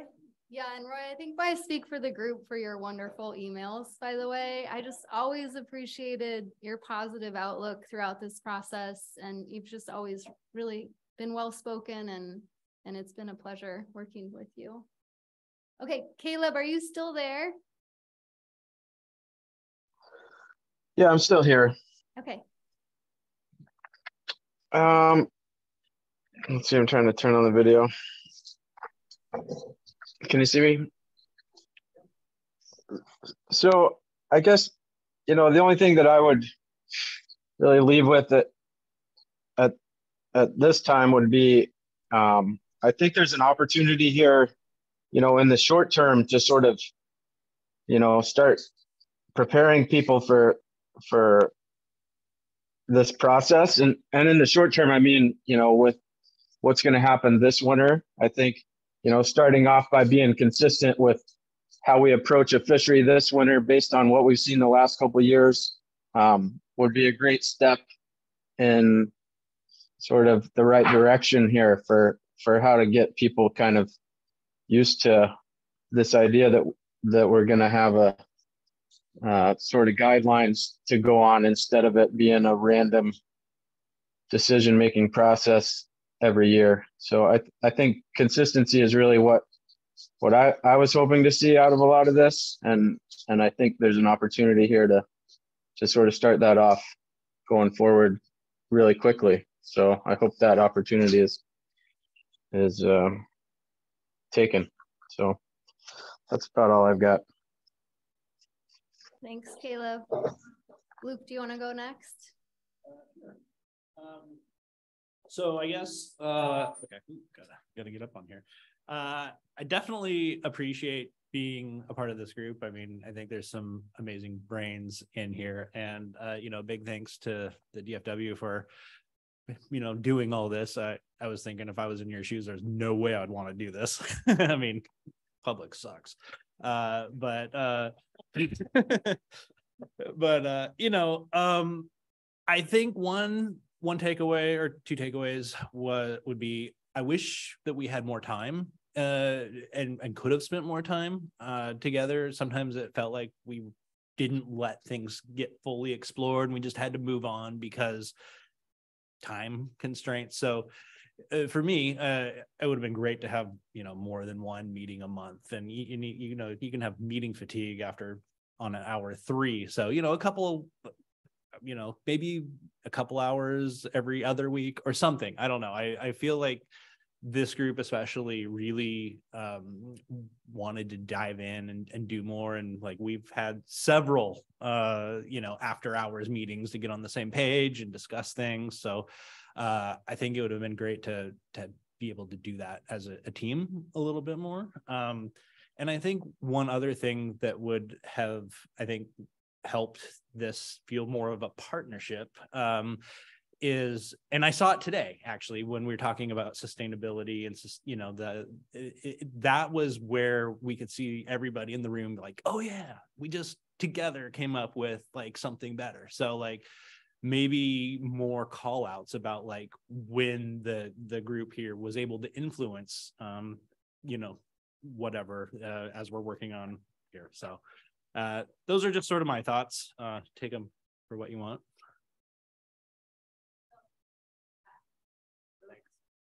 Jason? Sure. As far as the rewarding parts of this experience, I feel like I had the opportunity to learn quite a lot from some of the people that were part of this group. I think especially Mara and Roy and Jeff, who brought sort of a more technical scientific background to the work that we were doing. I really learned a lot from them because that's that side of things is not my strong point. So I appreciated just the opportunity to collaborate with everybody and be able to bring what I could, but also be able to sort of piggyback off of what other people were bringing to the table. So I appreciated that, and I also appreciated the opportunity, I think, to learn from and interact with everybody, and especially getting to be on this group with somebody like Bob, who's not here tonight, but I think Bob and I probably have, some pretty different opinions about sort of how things should be going and here and there. But I also realized as a part of this group and that, that there's some common areas that, I think we sort of feel the same and share common goals. And so I felt like that was pretty valuable. So yeah, I mean, I guess that's what I would say as far as, what I found rewarding. As far as feedback, I feel like early on and I know that there wasn't really much that could be done about it, but the virtual meetings were difficult at times. Especially just to like get discussions going. I feel like today, having everybody around the table, it's felt really good. And we've had some we've had some of our meetings, I think, have had this same sort of tone and feel to them as well. But especially tonight, just hearing everybody sitting around a table, being able to pick up, off of other people's points and share our own and whatnot. I feel like it's just been it's been really nice tonight, and hopefully, in the future that can continue and we don't have to go back to the virtual stuff as much. And I will say, I do hope that, as this plan continues, as it hopefully gets funded and implemented, if there's an opportunity to come back in and help assess how things are going and evaluate, I personally would be more than happy to jump back in and, meet again a year from now after we've got the budget and we're getting ready to jump into this, and just be able to, however it looks, help WDFW make sure that this is going where it needs to go, and sort of be, part of an outside team that is gonna, whether we're cheerleaders or critics or whatever we are, like I will happily be there. I don't want this to be the end of it. for me. And so, you know, I'm here for the long run. Hopefully the Steelhead are going to be here for the long run. So I think that's what I've got for now. Thanks. Thanks, Jason. Jonathan? Yeah, I guess real quickly before I jump into the kind of feedback part of the group, James, what's kind of the near-term steps and timeline with this, right? So you have a fish committee meeting or full commission meeting on Thursday? Yep. And you're going to be presenting this plan, right? So Yeah, I guess I'm curious on kind of the next kind of check-in points for you with like the agency, the legislature, when this is going to get delivered, and then kind of when the actual like final draft will be completed. Yeah, and I'm going to try to be quick to make sure we all absolutely have time. So Thursday, I have a meeting with Fish Committee. Both Toby, Kelly Cunningham, and I will talk about preseason planning, Steelhead this year stuff. Yep. Also update to the proviso. Then we meet again the 9th of December. So at that point, the full commission has had an opportunity to look at the plan as it's going to the legislature. There's not a lot of time for them to turn around a bunch of feedback, but we do want them to get eyes on it, specifically because the budget's attached to it and we want their approval on the budget. And then our work is done. So there's been multiple times where leadership, like the director, asks us, like, are we good for the December 1 date? We're happy to report no risk of not meeting the December 1 deadline. And then by December 9th, everybody that needed to look at it within the agency, every division, everyone's had their eyes on it, and it'll go out the door. Okay.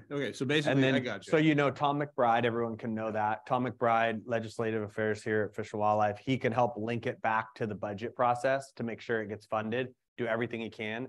And other folks here have avenues to do that if they want, to focus on pushing this thing down the road. So, yeah. Okay. No, go ahead. Would we contact him for how we could push? I think emailing Tom McBride and saying, hey, what's the best way we can help is totally appropriate and probably a good strategy if this is something you want to see funded. So. Yeah, I mean, as you know, this is, there's a lot of good stuff in here, and definitely want to, you know, once we get this finalized and wrapped up, want to be part of that process of moving it forward into the legislature and, you know, knocking on the doors in the Capitol to get the necessary funding for this. Thanks. Thanks, Jonathan. Yeah. Thanks a lot. Yeah. So, you know, I think always with these advisory groups, this is what I think my 4th or 5th one. I don't know, Rich, you've been on most of them with me. You know, I think one of the most rewarding parts of it is the interaction and the time spent with the advisors. Like, you meet some really great people, you get to hear a lot of different perspectives and learn about the various values that are out there around the shared resource. And to me, that's really important. I'm obviously very passionate about steelhead recovery, and you know, I know that this group definitely, and thank you for recognizing that, had a lot of hiccups when it first started. And, you know, I do feel that over the course of this group and, you know, the communication of this plan and edits and what needs to be added or changed has definitely come a long way. So thank you for that. And it's not lost on me either, like how much work goes into this and putting this together. And I think it was one of you two that said more time would be great, but, you know, unfortunately there's outside forces that aren't allowing us that. But anyways, I think it's something that, you know, for the most part, we can all be really proud of. So yeah, I'll leave it at that. That's great to hear. Thanks, Jonathan. Rich, go ahead. Well, my comments might be all over the place, but bear with me.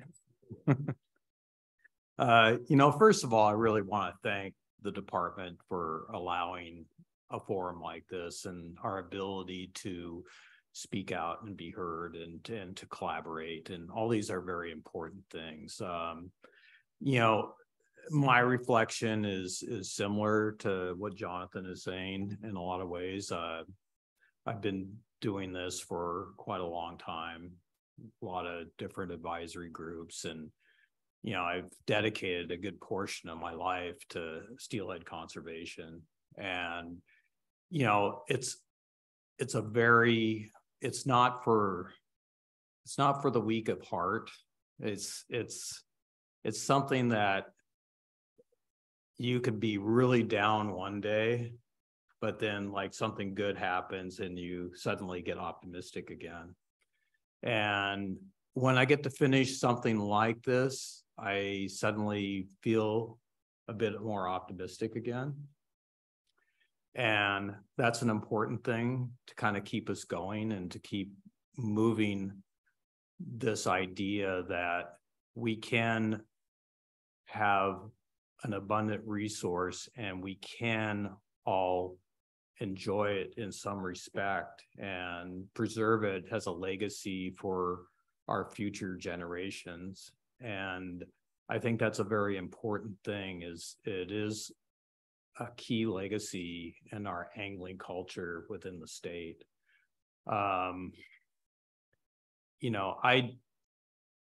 There's some things I think beginning when we started, it was a little rocky. I prefer the in-person meetings. It's been a lot nicer when you can talk to somebody face to face.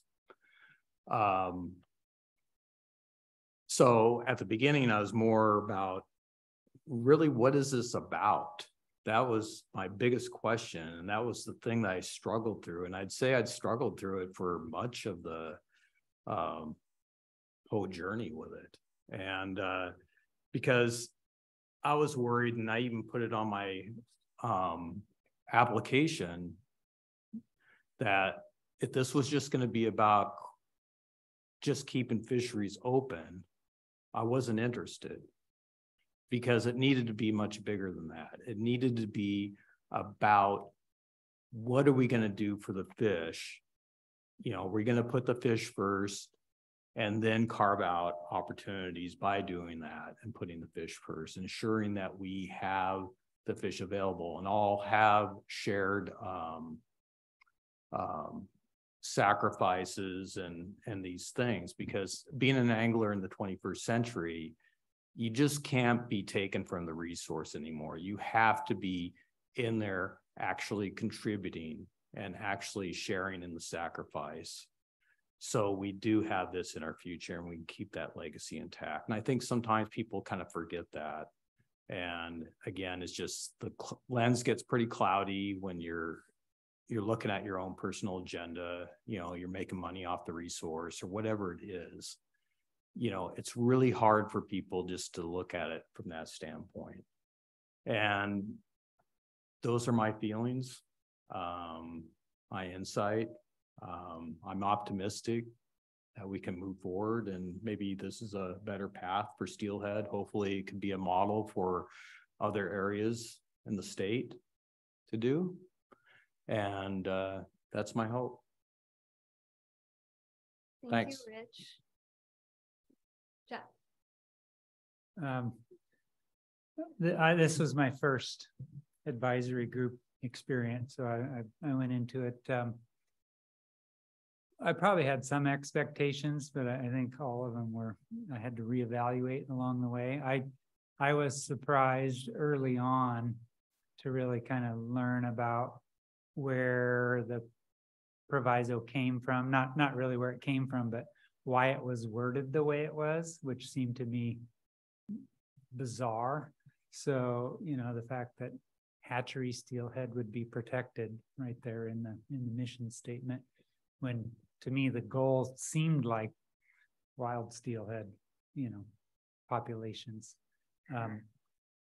I learned a ton throughout the process about different people, different advisors, and the public and the agency who's dedicated to these fish, and different reasons why these fish are important to people, and also different pathways people take to express that or get, take action to try to help the fish. So that's been super educational for me, and I've enjoyed that. I have a ton of respect for the work the state's done, Toby and James and all the staff who's been busting butt on it. It shows. I'm cautiously optimistic that it can make a difference. And I sure hope you get the funding to implement it. Otherwise, it won't have much chance, I don't think. So other than having brought attention to the subject and you know, it will be, you know, probably part of some future legislation. So appreciate the opportunity. Thanks, Jeff. Chris? Well, I know this in-person meeting was awesome to be able to see everybody and work with everybody. Unfortunately, if it would have been every time, I wouldn't have been able to do it since I was in Honolulu, Orlando, Boston, at home with a newborn baby. So I was able to sit on that iPad a lot and hopefully contribute to the group here. Yeah, I mean, I feel optimistic that my goal when I signed up was that my son would be able to steelhead fish and work through, and now my daughter, that hopefully they both can steelhead fish through here. I was a little bit frustrated at the beginning.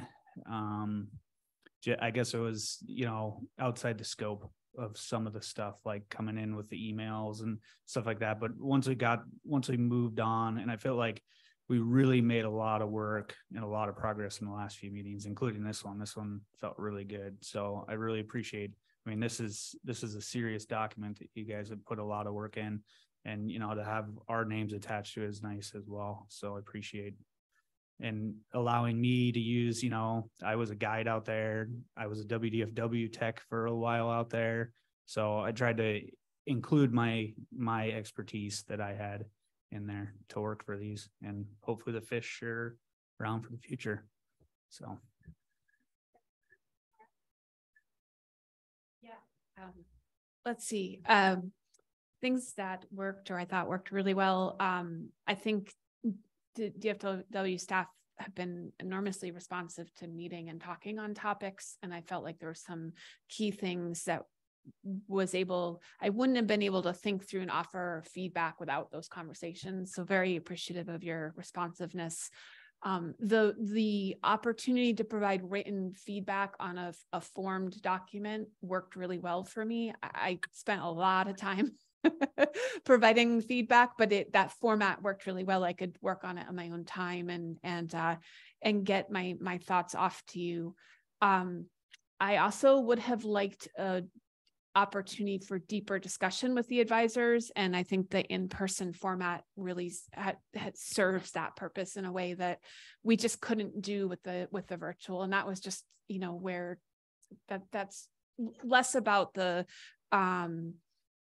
more about the time that we did this work. And then lastly, I feel like I really need to give a huge shout out to Toby.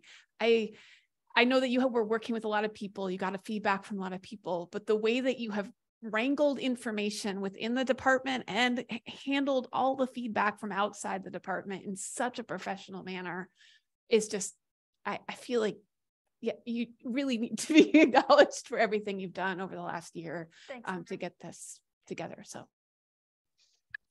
Thanks, Mara. That was a great call out. I think we all feel the same way, Toby. Thank you. Yeah, Greer, if I could really Yes, quickly, I just want to say, well, thank you, Mara. You can make me cry, but I'm a crier. Really appreciate everyone who's here, and I'm glad that this process has, you know, come so far. I'd only been with the agency a few months when it started. It's my first advisory group. And so it's definitely been a learning process for me too. So appreciate patience and understanding all around as we got to where we are now.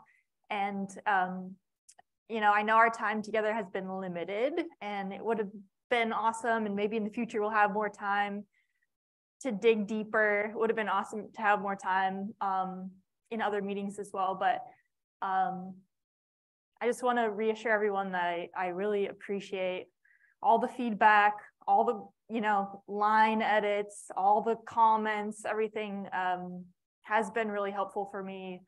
And even if we don't have a lot of time to talk about it in person, I think about it pretty much 24 hours a day. you know, at 1 a.m. in front of the fridge or on my morning run or all the time. And a lot of the things I think about are feedback from you and others. So it's been a huge contribution.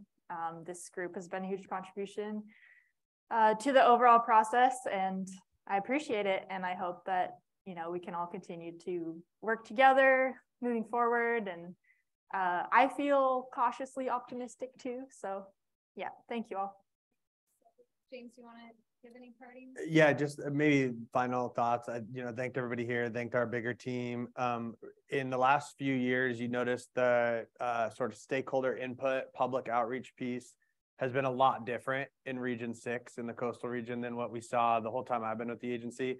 And while I would love to take credit, Aaron Couch over here is really the brains behind all of our outreach work, specifically with coastal steelhead. So if you've seen anything you like from coastal steelhead, it's coming from Aaron only. And I think that she wouldn't argue that.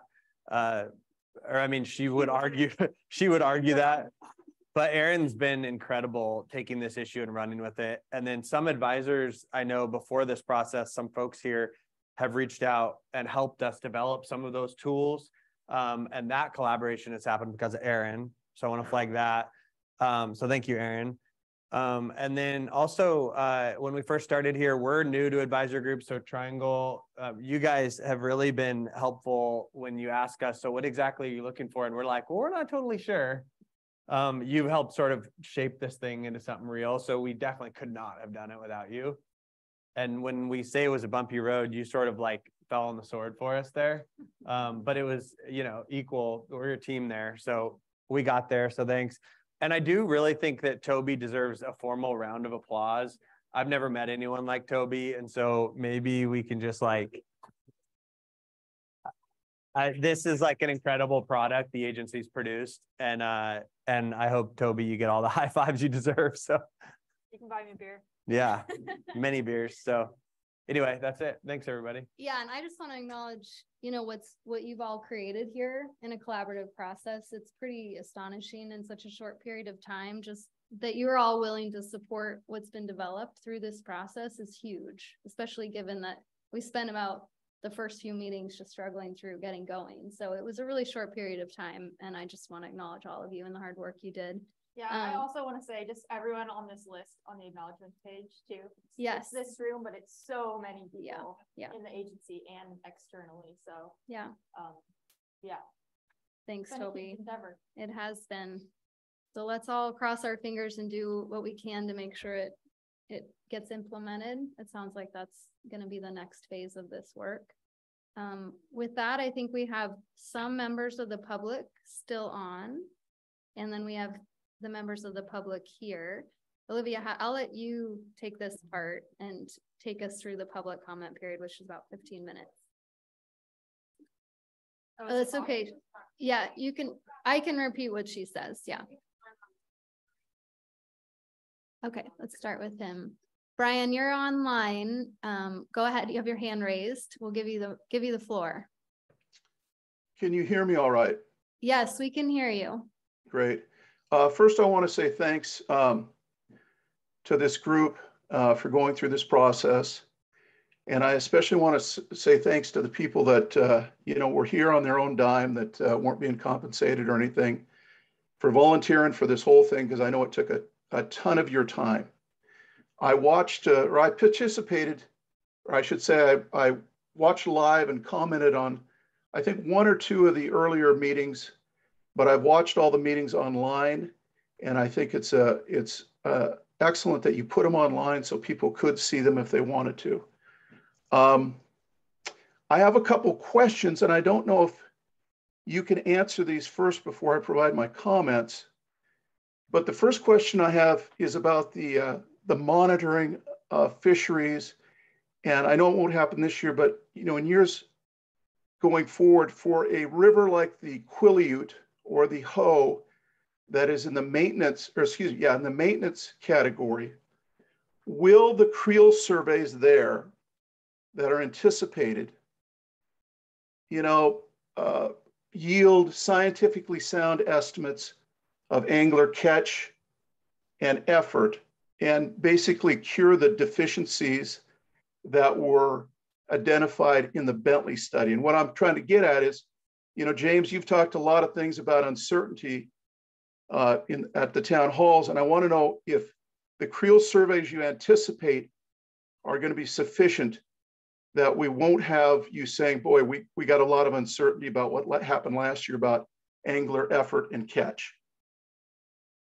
Yeah, thanks, Brian. Yeah, and good to see you. Thanks for joining us all these meetings. So the short answer is yes. We don't have anywhere on the coast right now where we have an unbiased estimate of encounter rate. So we had other regional program managers, people in my position across the state that dug into this document and said, are we trying to say that everywhere we have a steelhead fishery, we need creel? Because it kind of looks like that's what our document says. So that's not what it's saying. It's saying today in a place where we don't have any estimate of encounter rate, we need an unbiased estimate and we need creel. So in maintenance right now, the Quileute and every other river needs a full creel that provides that estimate for multiple years. So short answer, yes. But we hope 3 to 5 years of those types of monitoring efforts we'll be able to ship those resources somewhere else, you know, that needs them. So hope that answers that. Great. I really appreciate the clarification there. Now, my other question specifically is about the timeline, the implementation timeline.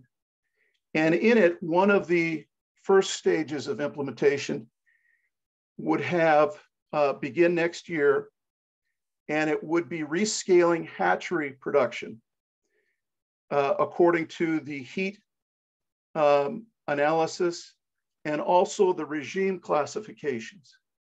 And my specific question is, when would the clock start ticking, so to speak, with respect to the regime classifications for the calculation of the 3 out of 5 years for the hatchery equilibrium protocol to kick in? And I'm specifically wondering, when you look at that next year, or you start looking at it right away, what years are you going to look at as far as the classifications to see if that protocol kicks in? Will you be looking back in time, or will you be just looking forward? Yeah, so we'll be using recent year averages for back in time, but it's worth noting you use the word scaling hatcheries appropriately. The text has been revised right over the last year of working on this. We're talking about all hatcheries. The intent is for all hatcheries to meet the goals in the statewide steelhead management plan. Scaling may be necessary in some places, but other places we may develop hatchery infrastructure that has better attraction. We may develop fisheries that are better at removing hatchery fish from the spawning grounds. So there's lots of tools we can use to meet those PHOS and PNI guidelines. Scaling's one of them, but ideally we wouldn't have to scale hatcheries. We could continue to release at the levels we are and meet PHOS and PNI guidelines. So just want to clarify, but the clock starts now really in terms of, well, if the proposal's funded, we talk about how do we make sure we're meeting our current guidelines. We go visit those hatcheries and say, what can we do on the ground, you know, to improve the infrastructure there? Yeah, and I think the question is about looking back for the last 5 years, like where has the river been? So we will be looking at past years when we implement next year, if that makes sense. Well, and so specifically for the regime classifications, as they apply to the 3 to 5 years for application of the hatchery equilibrium protocol, you will be looking back at past years. Do I understand that correctly? Yes. Okay, good. Those are my 2 questions. I'd like to offer some comments, but I don't want to take up everybody's time if you have other people. If you keep them brief, I think we'll be okay. Well, then I'm going to be submitting, you know, quite detailed comments. I would just say to the advisors that are there, I hope you will actually review my comments. They're going to be quite critical. I want you to know that. but I don't want you to overlook that there's a lot of good things in this plan. But I think there's a lot of flaws in it as well. And I just ask that everybody take a look at that and see what you think. I will also say I'm very disappointed in the public review and comment that was provided. I watched all these meetings and I tried my best to understand them, but until I saw the document, I really didn't quite understand what's in that.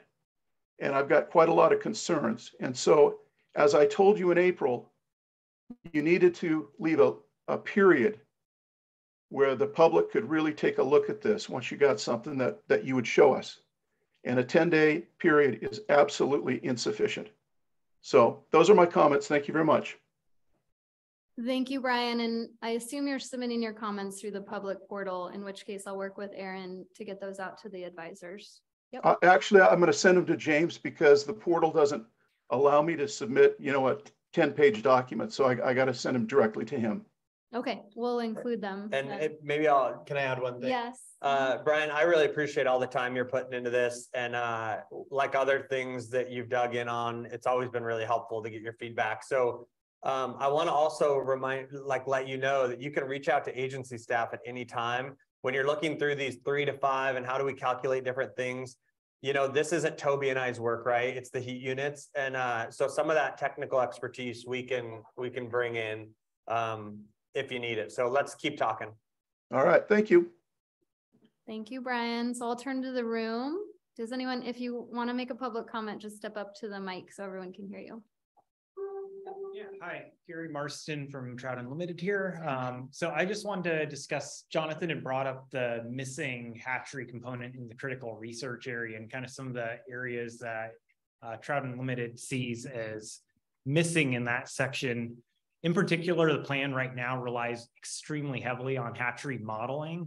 And while that's really valuable to get a guideline of, you know, where we're at meeting hatchery objectives in the statewide steelhead management plan, we still need actual data to verify the model assumptions and the results. And so there needs to be some section in the plan to get at how the agency will actually assess on the ground hatchery impacts. So PHOS, or the proportion of hatchery contribution to those natural populations, actual gene flow data.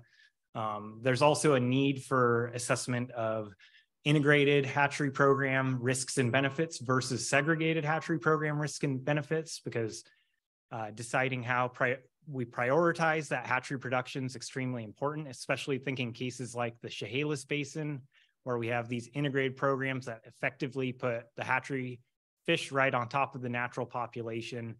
Thinking about what would the risks be with that approach versus segregated is really important as well. So those are some things to consider with the hatchery section. Also missing is the ecological interactions component. That's a critical research need, how those juveniles leaving the hatcheries interact with the wild fish. I had a couple other thoughts. So one was the implementation plan and reporting. So during the hatchery fishery reform policy review, there was a report that was done looking at the implementation of that policy. And so that could be a good place for staff to look at just to get an idea of a framework that could be used. Another thing is with the fourth column in the proposed table moving forward in the RMPs, Oregon has an approach for their escapement goals in some of their populations that has desired abundance levels that uses like the 75th percentile of the historic abundance to kind of sort out what a desired rebuilt population would look like. So that, or something like the Columbia Basin Partnership goals, they have high, medium, low production goals for adult abundance, could be models that the agency could consider moving forward with for targets for developing those abundance goals. I also just wanted to say thank you to everyone for their hard work on this. This has been a huge lift. You know, Toby's put in a ton of work on this and all the advisors have as well. So thank you. Thank you. Anyone else in the room have public comment? Okay, if not, I'll commit, Livy and I will commit to follow up information for you all and make sure we get the public comments to you. And I think that's all I have. We are ending right on time. Thank you, everybody. Thanks for your time. Thanks.